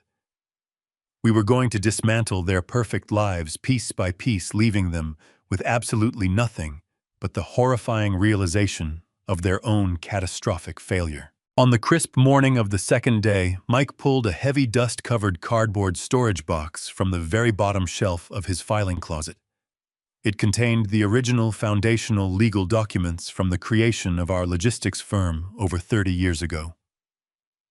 I watched closely as he carefully smoothed out the yellowed typewritten pages of our initial limited liability company charter. I had meticulously drafted that specific document myself when Martin and I first went into business together. Back then, I was a young, highly cautious entrepreneur who desperately wanted to ensure that my intellectual property would always remain protected from corporate espionage or internal sabotage. I had insisted on weaving a highly specific draconian contingency clause deep into the dense corporate bylaws. It was a flawless fail-safe mechanism that seasoned corporate lawyers commonly refer to as a poison pill. Mike Reed, the complex legal clause, allowed his gravelly voice growing remarkably stronger with every single word. The contractual stipulation was explicitly and undeniably clear. It stated that if any founding partner was ever convicted of corporate fraud, and it was later definitively proven with material evidence that the fraud was orchestrated, facilitated, or manipulated by another founding partner, the offending partner immediately and permanently forfeited their entire ownership stake. But the magnificent cruelty of the clause did not stop at corporate shares. It strictly mandated that the traitorous partner must surrender 100% of all personal assets, residential real estate, and private financial holdings tied to the wealth generated by the firm. Every single penny was to be immediately transferred back to the victimized partner, along with 3 decades of aggressive compounding interest. Because Martin had been so incredibly arrogant in his victory, he had never bothered to officially dissolve the original corporate charter.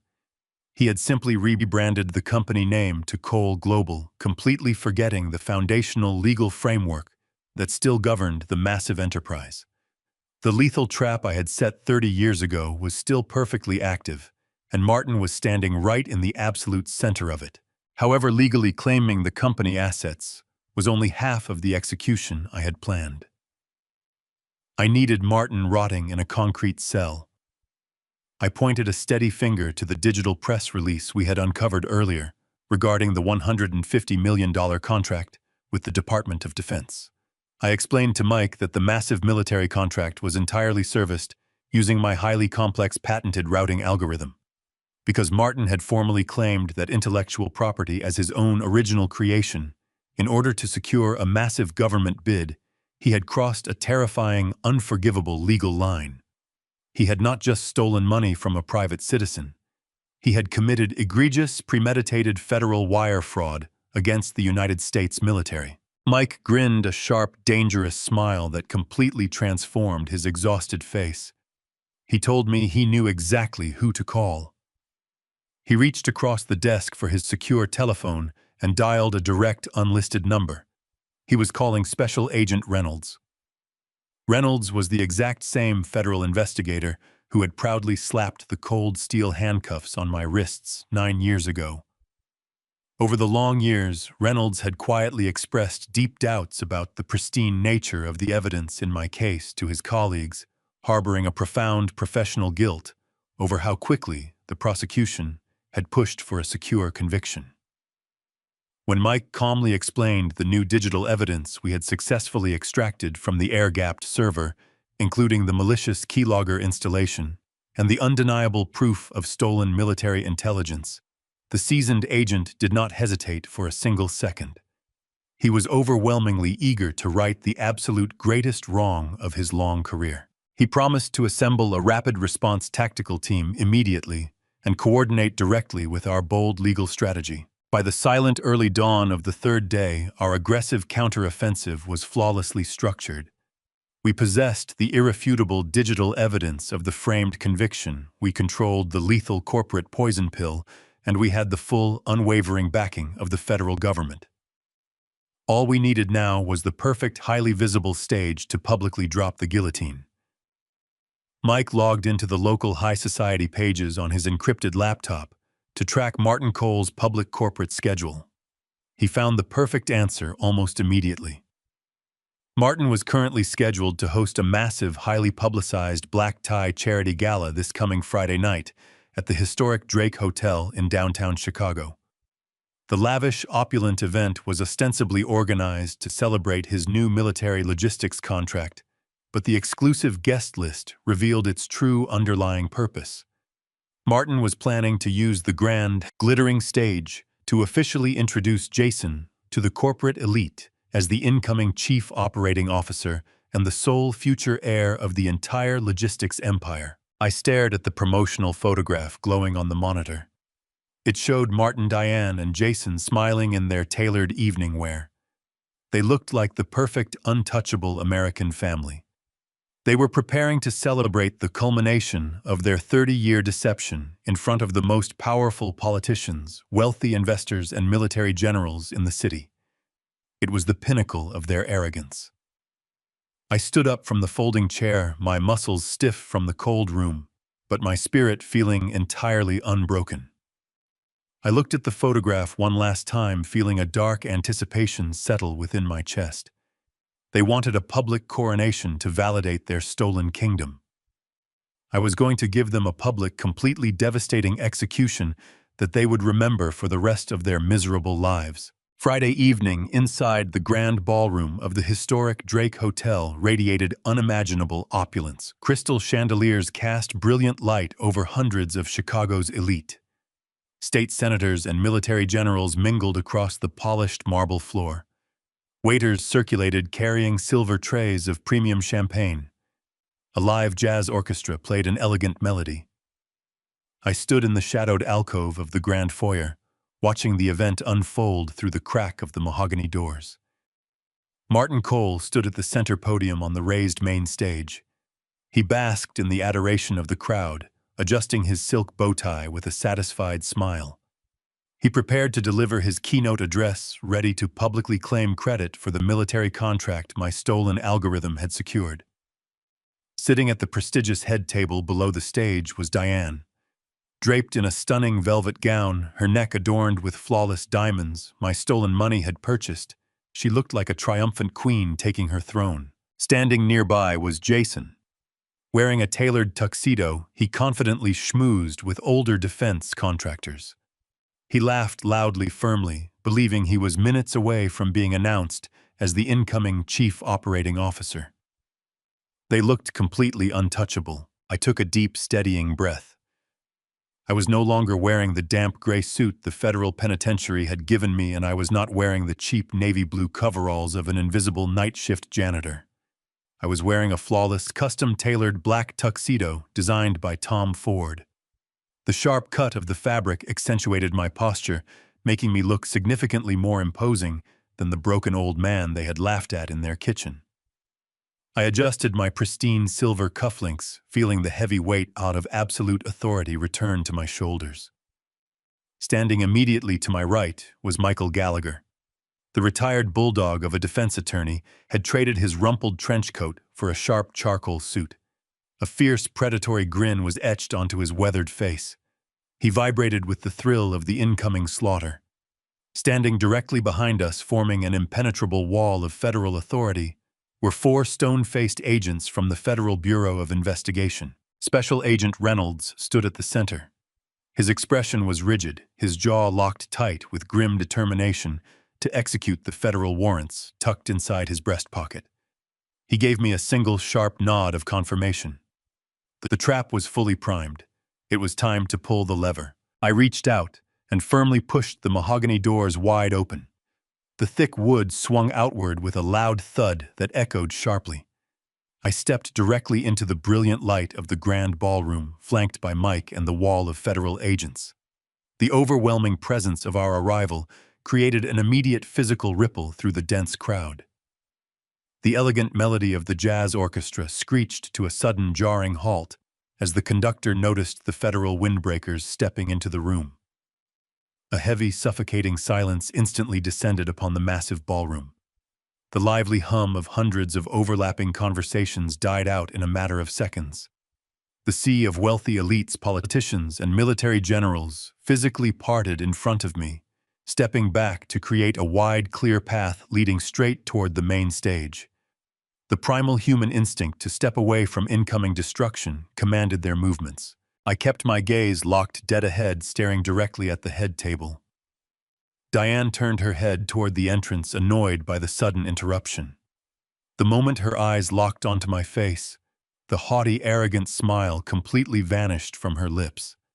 The color instantly drained from her manicured face, leaving her skin a ghastly, chalky white. She let out a sharp, breathless gasp of pure terror. Her hands began to tremble so violently that the delicate crystal champagne flute slipped right through her fingers. The expensive glass hit the polished marble floor and shattered into 100 glittering pieces, the sharp breaking sound echoing loudly across the silent room. She stared at me, completely paralyzed by the impossible sight of the man she thought she had permanently discarded. Up on the raised stage, Martin physically stumbled backward. The confident posture of a triumphant billionaire evaporated in a fraction of a second. He aggressively gripped the edges of the wooden podium, his knuckles turning stark white as he desperately tried to keep his balance. His face turned a sickly ashen gray. His mouth opened and closed several times, but he could not force a single word through his vocal cords. He stared at the 4 federal agents standing directly behind me, his eyes widening in absolute horrific realization. He knew instantly that his meticulously constructed empire was collapsing right in front of him. However, Jason did not grasp the severe, catastrophic reality of the situation. He was too deeply blinded by his own profound arrogance and massive sense of entitlement to understand the lethal danger walking toward him. He saw me stepping into the ballroom, and his face immediately contorted into a mask of furious, undisguised rage. He slammed his glass of bourbon down onto a nearby cocktail table, ignoring the military generals he had been trying to impress just moments ago. He aggressively stepped forward, blocking the center aisle, firmly believing he still held all the power. His voice boomed across the silent ballroom, dripping with contempt and furious indignation. He demanded to know what I thought I was doing, crashing his private corporate event. He shouted my name with absolute disrespect, dropping the facade of a loving son. He wildly waved his hand in the air and loudly ordered the hotel security team to immediately remove the trespassing felon from the premises. 4 muscular private security guards, dressed in black suits, quickly stepped out from the perimeter of the ballroom. They moved aggressively toward the center aisle, fully intending to grab my shoulders and physically drag me out the heavy doors. They took exactly 3 steps before Special Agent Reynolds smoothly stepped in front of me. Reynolds did not shout. He did not draw a weapon. He simply reached into his jacket pocket and flipped open his leather wallet, revealing the shining gold badge of the Federal Bureau of Investigation. He looked directly at the lead security guard and softly advised them to stand down immediately unless they wished to be arrested for interfering with an active federal operation. The 4 private guards froze instantly, raising their hands in compliance, and quickly backed away into the shadows. Jason stood completely frozen in the center of the aisle, his arrogant bravado instantly shattering as the horrifying reality of the federal badges registered in his mind. He slowly took a step backward, his mouth falling open in silent shock. I did not look at him. I did not waste a single word on the boy who had gladly lived off my stolen wealth. I walked straight past him, leaving Jason trembling in the crowd. I approached the velvet-lined stairs leading to the main platform. Every single eye in the grand ballroom was fixed on me. I calmly climbed the steps, the fabric of my custom tuxedo moving with quiet, lethal elegance. I stepped up to the wooden podium. Martin was visibly hyperventilating, his eyes darting frantically around the room, searching for an exit that did not exist. I looked into his terrified eyes with absolute freezing calm. I reached out my hand, perfectly steady, and firmly took the microphone directly from his violently trembling fingers. I adjusted the heavy microphone stand, bringing it closer to my mouth. The screech of audio feedback pierced the dead silence of the ballroom, causing several prominent politicians to visibly wince. I looked out over the sea of bewildered faces.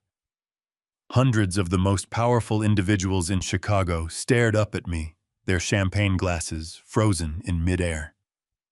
I let the silence stretch for 5 agonizing seconds, commanding the attention of every person in the room. I took a slow, deep breath, feeling the weight of the last 9 years lifting off my shoulders. I spoke with a calm, resonant authority. I said good evening to the distinguished guests. I formally introduced myself as Thomas Barrett, the true founder of the logistics empire they were celebrating tonight. Shocked whispers rippled through the crowd.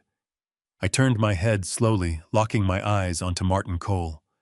He was standing a few feet away, sweating profusely, looking like a trapped animal. I told the audience that Martin recently asked me to sign a restrictive contract. I reached inside the interior pocket of my custom-tailored tuxedo jacket. I pulled out a thick, sealed manila folder and held it up for the entire ballroom to see. I told them I brought the paperwork with me tonight, just as he requested. I stepped away from the podium and walked directly over to Martin. His chest heaved with panicked breaths. He instinctively raised his hands, desperately trying to back away, but the edge of the stage blocked his retreat.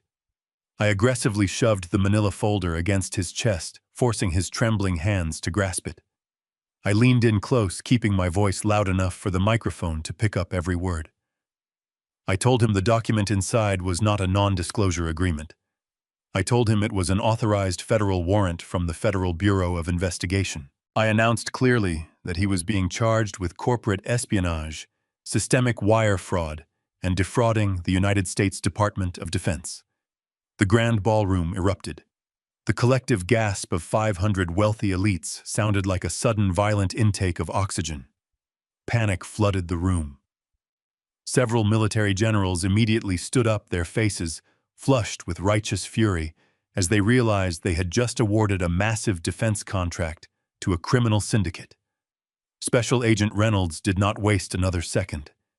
He stepped onto the stage with swift tactical precision, followed closely by 2 armed federal agents. Reynolds grabbed Martin by the shoulders, forcefully spinning him around. The sharp metallic clatter of heavy steel handcuffs locking around Martin's wrists echoed loudly over the chaotic murmur of the crowd.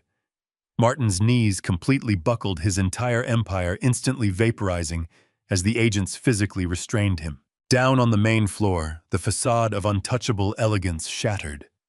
Diane let out a shrill, piercing scream that cut through the noise of the panicked crowd.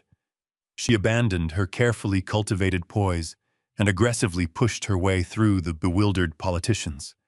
She charged up the carpeted steps of the stage, her velvet gown trailing wildly behind her.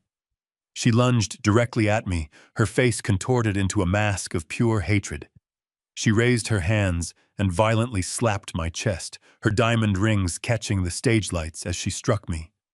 She screamed at the top of her lungs, her voice cracking with absolute hysteria. She called me a vindictive bastard. She screamed that I was completely ruining our beautiful family, destroying everything they had built. I did not flinch. I did not step back. I stood perfectly still, letting her strike my chest a second time before a federal agent stepped forward and firmly restrained her arms behind her back. She struggled wildly against the agent's grip, her flawless makeup ruined by streaks of dark mascara and furious tears. I looked down at her, feeling absolutely nothing but profound, icy disgust. The woman I had loved, the woman I had built a fortune to protect, looked like a desperate, pathetic stranger. I shook my head slowly, staring into her wide, panicked eyes. I told her that she did not have a family. I told her she only had a parasitic arrangement funded by my stolen labor. I turned my attention away from my frantic wife and looked toward the edge of the stage. Michael Gallagher was standing quietly near the main audiovisual control panel. He looked at me, his eyes gleaming with dark satisfaction. I gave him a single sharp nod of confirmation. Mike firmly pressed the primary input button on his remote override device. The massive projector screens mounted behind the stage instantly flickered to life. The glowing corporate logos disappeared completely. They were immediately replaced by the undeniable digital evidence we had extracted from the hidden servers. The screen flashed the encrypted emails Diane had sent to Martin 11 years ago. The text was magnified perfectly, allowing every politician, investor, and military general in the room to read her exact malicious words. They read her explicit instructions, detailing how to route the stolen cartel money through my personal banking portals. They read her ruthless demand, begging them to ensure I received a minimum of 10 years in a maximum security prison so she could comfortably liquidate my private assets. The collective silence in the room deepened into a horrifying, suffocating void. The elite society of Chicago stood frozen, completely paralyzed by the unadulterated evil displayed on the massive screens. Diane stopped struggling against the federal agent. She stared up at her own vicious words, her mouth hanging open in silent, absolute horror. She knew there was no possible defense left. She knew no plausible lie could explain away the concrete digital proof of her betrayal. But I was not finished. The true devastation had not yet been delivered. I gave Mike one final signal. The projector screen shifted again, dissolving the treacherous emails and replacing them with a scanned, highly magnified copy of the clinical laboratory document. The official medical stationery glowed brightly against the dark backdrop of the stage. I looked down into the crowd and locked eyes with Jason. He was standing completely motionless at the front of the center aisle. The arrogant, condescending smirk he had worn at the diner was entirely gone. His face was twisted in profound, agonizing confusion as he read the demographic information printed on the screen. He read his own name. Then he read the name of his biological father. The probability of paternity was displayed in massive, bold numbers. 99.9%. The crushing reality slammed into his mind with the force of a physical blow. He physically staggered backward, bumping a small cocktail table, his eyes darting between me, his mother, and the handcuffed billionaire he called his uncle. I walked slowly to the edge of the wooden stage, looking directly down at the trembling young man who had gladly spent my stolen money. I kept my voice perfectly even, broadcasting my final judgment loudly and clearly through the microphone. I looked at Jason, then shifted my gaze to my frantic wife. I told Diane I did not ruin this family tonight. I told her she ruined it 28 years ago when she built a life upon completely grotesque lies. I pointed directly at the handcuffed man behind me. I looked back down at the stunned boy in the crowd. I told Jason to meet his real father. I told them they absolutely deserved each other. The grand ballroom instantly transformed into a frantic stampede. Politicians realized they were standing in a federal crime scene and sprinted toward the exits. A state senator shoved through bewildered guests, barking orders into his phone to distance his campaign from our logistics firm. Military generals quickly grouped together, furious, as they ordered aides to contact the Pentagon. They knew federal auditors would arrive by morning. The elegant charity gala evaporated into a pathetic display of self-preservation. Jason remained frozen on the main floor. His crystal glass was forgotten. He stared at the projector screen, tracing the paternity results, hoping the words would magically rearrange themselves. The devastating truth was finally penetrating his thick, arrogant skull. He slowly turned, pulling his shocked gaze away from the document to look directly at Martin. The very man he had called his uncle, the man who had funded his lavish lifestyle and secured his prestigious corporate position, was actually his true biological father. The revelation did exactly the opposite of bringing them closer. Jason's eyes darted toward the armed federal agents firmly holding Martin's shoulders. The profound realization finally washed over him. His entire life was a carefully constructed lie, but more importantly, his multi-million-dollar trust fund was built entirely on dirty, stolen money. He knew the government would seize every single penny. He was no longer the wealthy heir to a logistics empire. How was the illegitimate son of a convicted federal traitor? He stumbled backward, unable to process the total destruction of his privileged existence. Up on the elevated stage, the dark reality settled over Martin with crushing weight. The heavy steel handcuffs dug sharply into his wrists, pinning his arms awkwardly behind his back.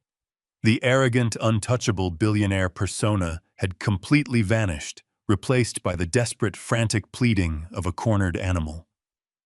He leaned his head forward, trying to close the physical distance between us, desperate to keep his voice from carrying over the chaotic noise of the fleeing crowd. He looked up at me, his eyes wide and completely stripped of their former pride. He begged me to listen to him. He whispered my name, his voice cracking with dry, raspy panic. He said we could still make a deal. He promised to sign over all of his voting shares immediately. He told me I could keep the entire company, the government contracts, and the corporate headquarters.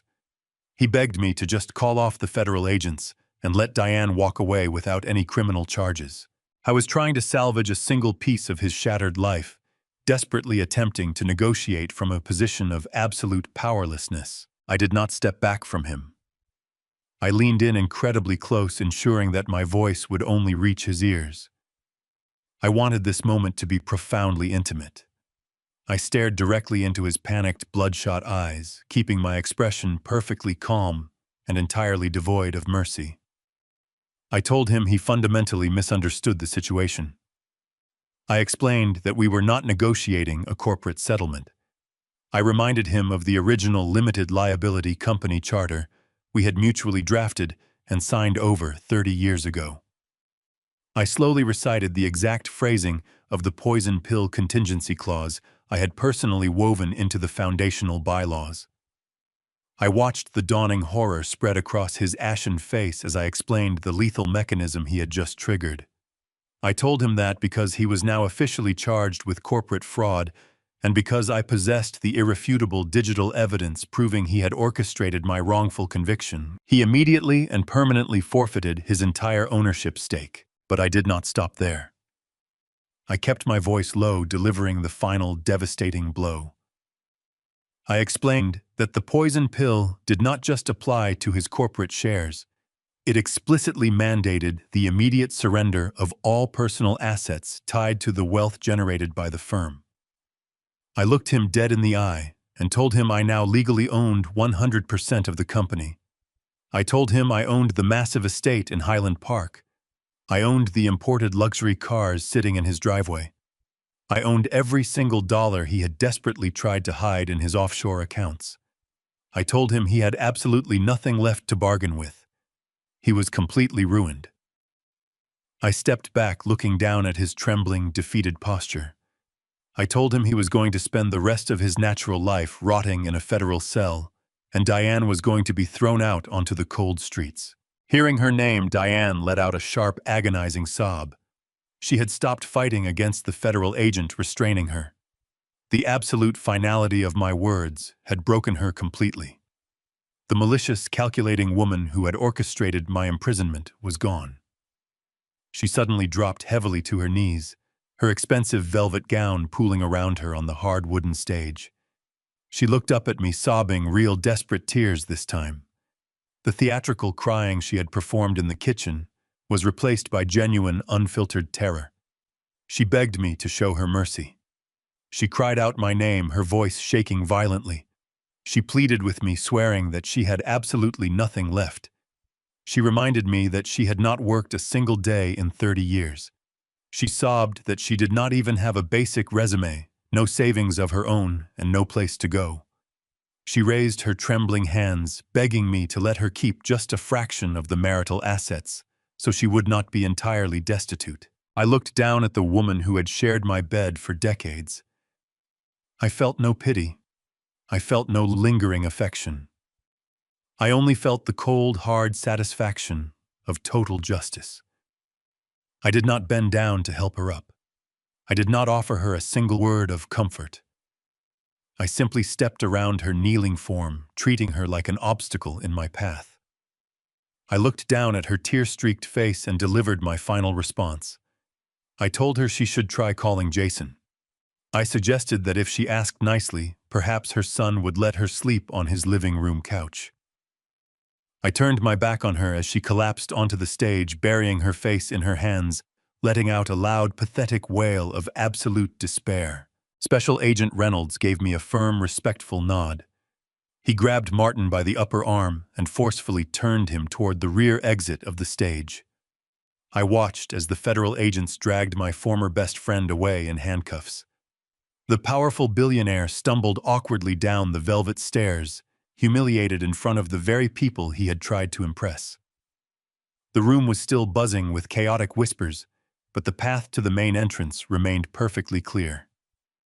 I adjusted the lapels of my custom tuxedo and began walking down the center aisle. I did not rush. I walked with the slow, confident stride of a man who had just reclaimed his entire world. I pushed through the heavy mahogany doors and stepped out of the grand ballroom, leaving the shattered remains of their parasitic lives far behind me. I walked out the front doors of the hotel and stepped onto the busy downtown sidewalk. The cool evening breeze washed over my face. For the first time in nearly a decade, the air in Chicago smelled incredibly sweet. 3 months passed. The federal justice system moves slowly for most people, but when defrauding the United States Department of Defense is involved, the hammer falls with terrifying, merciless speed. Martin Cole faced a highly publicized trial that captivated the entire city. With the unassailable digital evidence extracted from his own air-gapped servers, his high-priced defense attorneys had absolutely nothing to work with. He was swiftly convicted on multiple counts of corporate espionage, systemic wire fraud, and treasonous deception against the military. The federal judge showed zero leniency during the sentencing hearing, condemning him to 20 consecutive years in a maximum security penitentiary. Diane fared no better in the courtroom. She was slapped with severe accessory charges for her active role in orchestrating my wrongful conviction. Because she was officially implicated in the initial fraud, the poison pill clause stripped her of every single marital asset. She walked out of this courthouse with nothing but the clothes on her back, completely destitute, and universally despised by the high society friends she had spent decades trying to impress. Her tearful pleas for mercy fell on deaf ears, as the irrefutable proof of her malicious betrayal was permanently recorded in the public judicial archives for everyone to read. Jason refused to accept his new reality. Driven by the same arrogant entitlement that had blinded him his entire life, he attempted to launch a massive civil lawsuit against me to reclaim his offshore trust fund. He hired a flashy attorney, loudly claiming the money was a legal inheritance from Martin. But Michael Gallagher dismantled his pathetic case in a single afternoon. Mike cleanly demonstrated to the presiding judge that the trust had been funded entirely by stolen corporate assets. The federal government immediately seized the entire account, liquidating the millions to pay mandatory restitution fines. Jason was left entirely bankrupt. Without his massive trust fund, his luxury sports car, or his prestigious executive title, his entire fabricated identity collapsed overnight.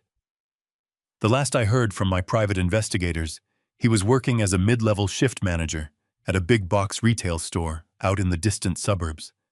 He is currently struggling to cover the rent for a tiny, run-down apartment, desperately trying to pay off Diane's mounting legal fees while she awaits her own trial. The boy who had once sneered at me in a diner ordering me to stay in a cheap motel was now experiencing the exact financial humiliation he had casually wished upon me. With the parasites finally removed from my life, I returned to the massive estate in Highland Park. Walking through those heavy double mahogany doors as a free, vindicated man was an indescribable feeling. But the grand house still carried the foul, suffocating stench of their 30-year betrayal. Every single room was a meticulously decorated museum dedicated to their endless deception. So I hired a massive professional demolition crew. I ordered them to completely gut the entire interior of the mansion. We ripped out the imported marble countertops, tore down the expensive modern art, and shattered the crystal chandeliers that Diane had so proudly displayed for her wealthy friends. I took every single piece of custom furniture Martin and Diane had purchased, with my money, dragged it out to the expansive backyard patio, and built a massive, towering bonfire. I stood in the freezing winter air, watching the velvet sofas and silk curtains burn to absolute ash. I watched the bright orange flames dance against the dark evening sky, physically and symbolically, purging the sprawling estate of their toxic, parasitic memory. I stood by the fire until nothing remained but glowing embers, feeling a profound, deeply satisfying sense of closure wash over my tired soul. Restoring my personal sanctuary was only the beginning of my resurrection. The corporate empire required immediate, decisive stabilization. The overwhelming scandal of Martin's dramatic public arrest had caused a brief, violent plunge in the company stock. Investors were panicked, and the board of directors was completely terrified of impending federal audits. But I stepped back into the executive boardroom with a steady hand and an unbreakable iron will. I officially renamed the corporation Barrett Logistics, permanently erasing the coal legacy from the global industry forever. I appointed Michael Gallagher as my new chief legal officer. He was handsomely compensated for his unparalleled loyalty and brilliant legal mind. He took immense visible pleasure in swiftly firing every single corrupt executive Martin had hired over the past decade. Within 2 months, I successfully renegotiated the highly lucrative Department of Defense contracts. I assured the nervous generals that the proprietary routing algorithm was safely back in the capable hands of its true patriotic creator. The volatile market responded incredibly well to my confident leadership, and the company stock steadily climbed back to its record high.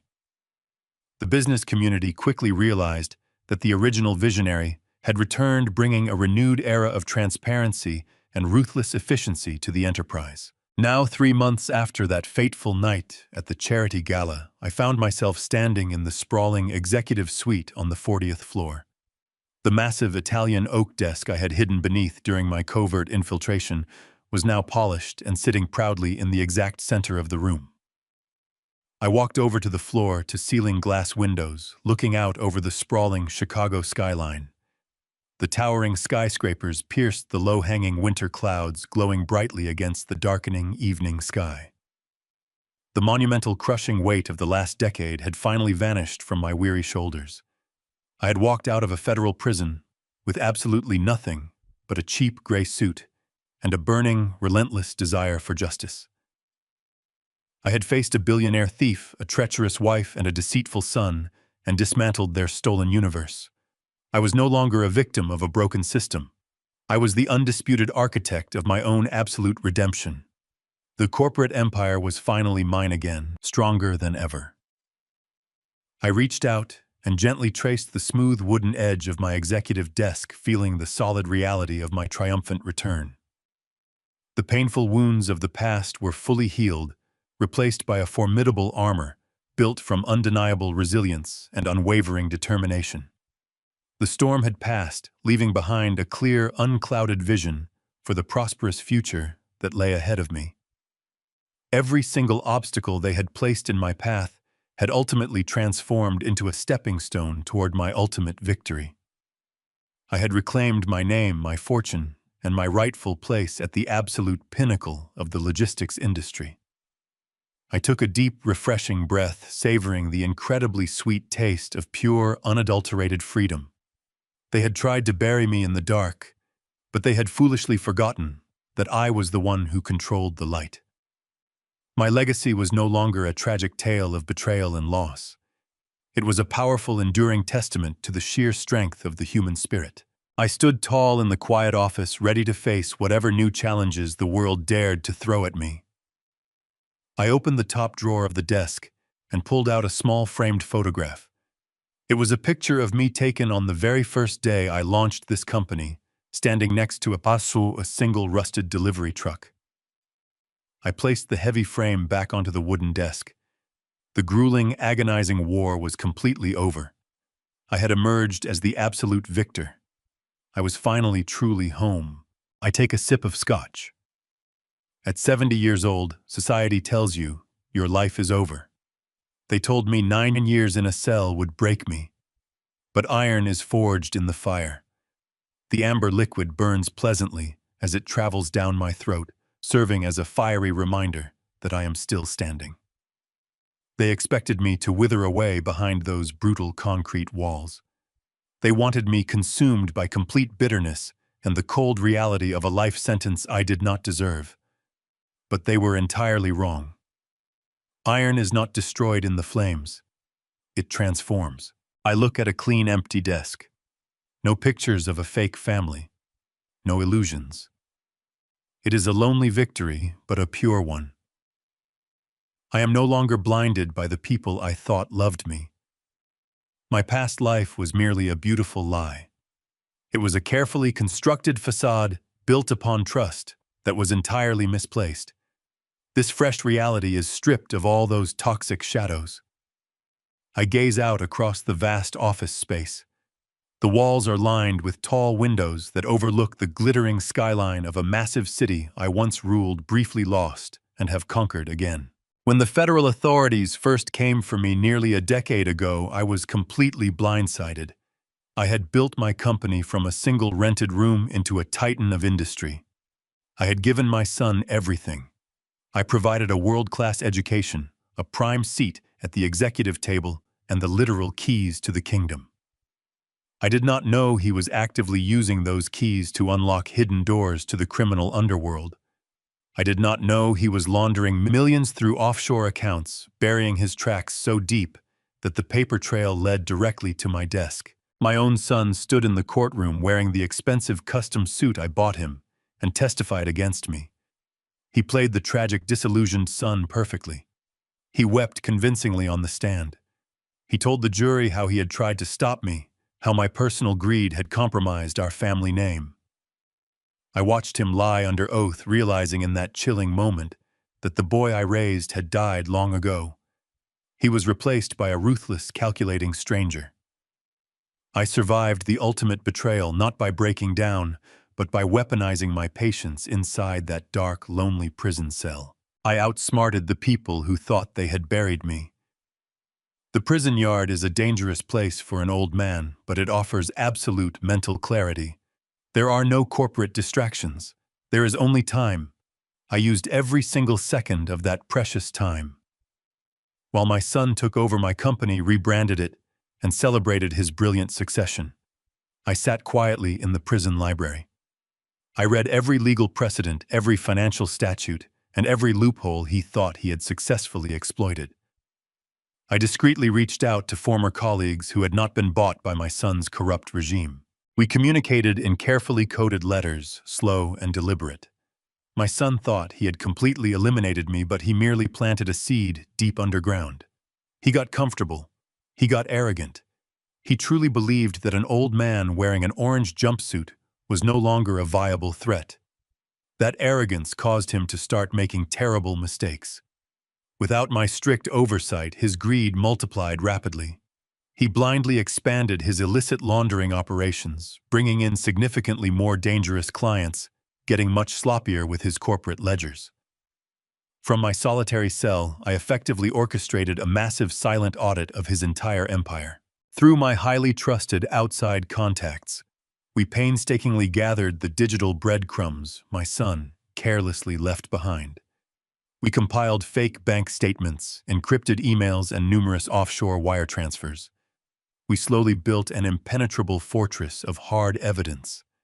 Then, when the timing was absolutely perfect, when he was finalizing the biggest corporate merger of his career, we finally struck. We delivered the entire comprehensive dossier directly to the Justice Department. It was a flawless, devastating execution. I did not just expose his massive criminal enterprise. I completely exonerated myself in the very same swift, calculated, and totally undeniable legal stroke. The identical federal agents who had wrongfully arrested me violently stormed his luxury penthouse. I was fully released less than 1 month later. My previous conviction completely overturned my personal assets, unfrozen, and returned with significant interest. My betraying son is now serving a 20-year sentence in the exact same maximum security facility that he maliciously sent me to. He desperately begged for a private meeting right before his final prison transfer. He actually wanted to explain, to apologize, to selfishly invoke the sacred bond of father and son.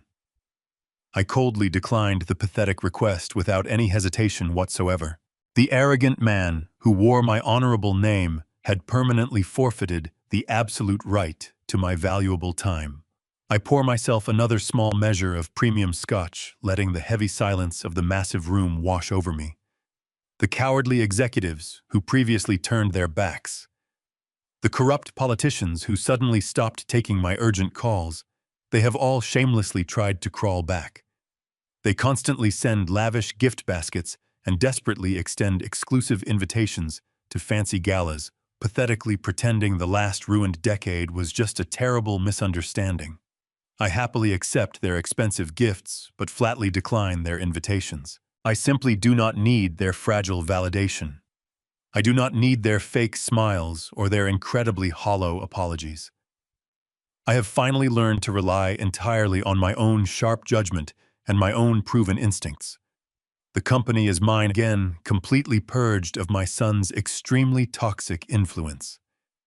I have purposely surrounded myself with smart people who genuinely value strict loyalty over quick, illicit profits. These new partners truly understand that unshakable integrity is the only corporate currency that actually lasts. I am actively rebuilding the vast empire, but certainly not to leave it to an ungrateful heir. Instead, I want to establish a permanent foundation that will proudly outlast me. A charitable foundation dedicated exclusively to providing robust legal defense for innocent individuals who have been wrongfully accused by malicious actors. We will fight for decent people who do not have the financial resources to successfully battle a broken, corrupt justice system. That will be my ultimate true legacy. I walk over to the large window and gently place my bare hand against the freezing cold glass. The busy city directly below is a beautiful sea of bright moving lights representing millions of innocent, hardworking people living. They are completely unaware of the quiet, ruthless battles fought daily in the hidden corporate shadows.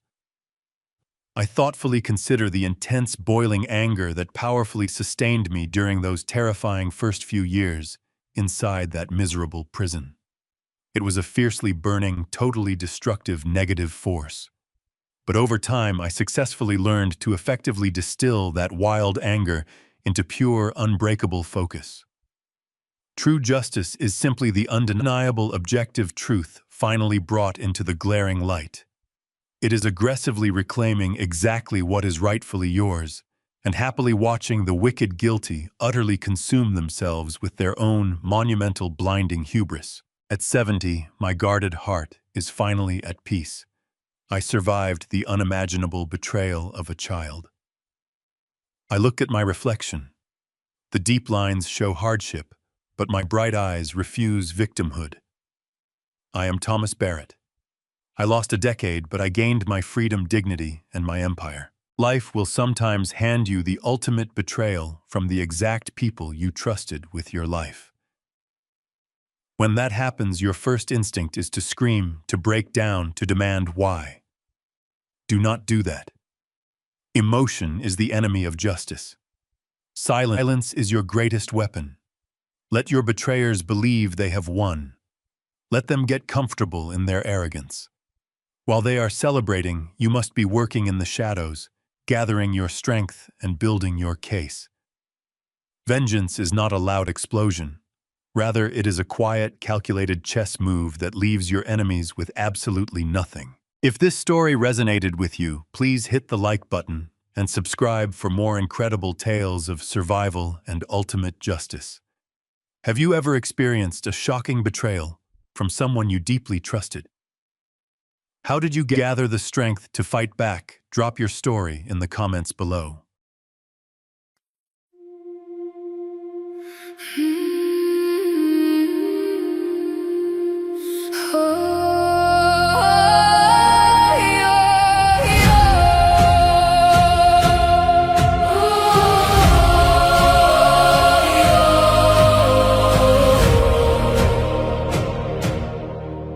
used to ride upon your shoulders, thinking you could touch the sky.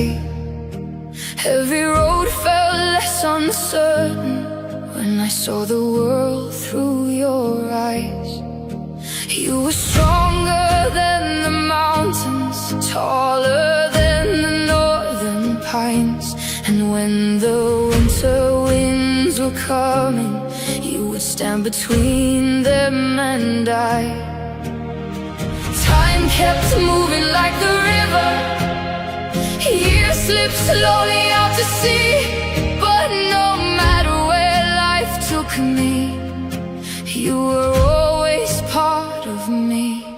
I am my father's daughter, in every step I take, in every time I choose to stand. When it's easier to break, I carry your courage in my heart, your fire inside my soul. And though the years keep moving on, your love still leads me home.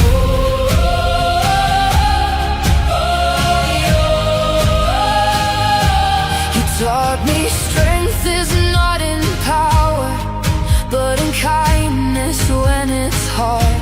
You taught me how to keep on going when the road grows cold and dark. Every lesson, every story, every laugh around the flame lies within me like an echo, calling softly through my name. And when I face my greatest battles, when I feel I can't go on, I can hear your voice beside me saying, child, you're stronger than you know.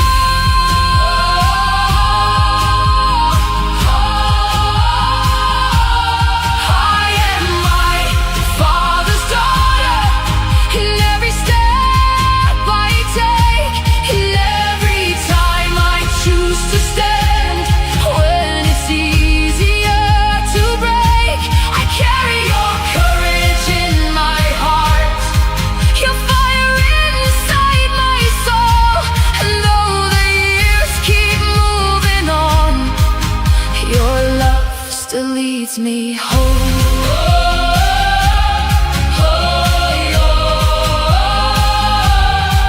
One day the snow will cover footprints, one day the fire will burn low.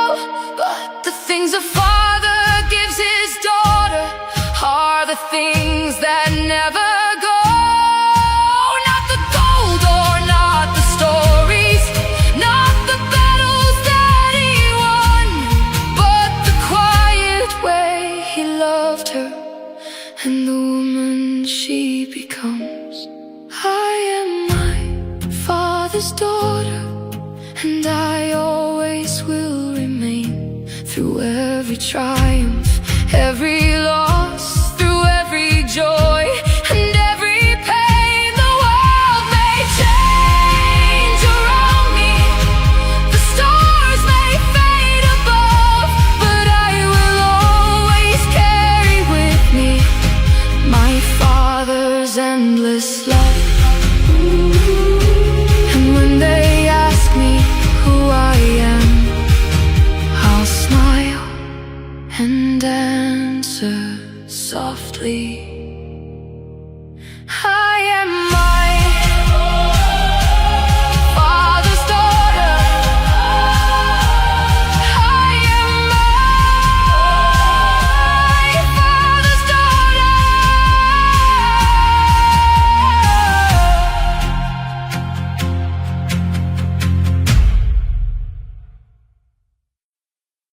At my daughter's wedding, her arrogant fiancé grabbed the back of my neck and smashed my face into the 3-tier wedding cake.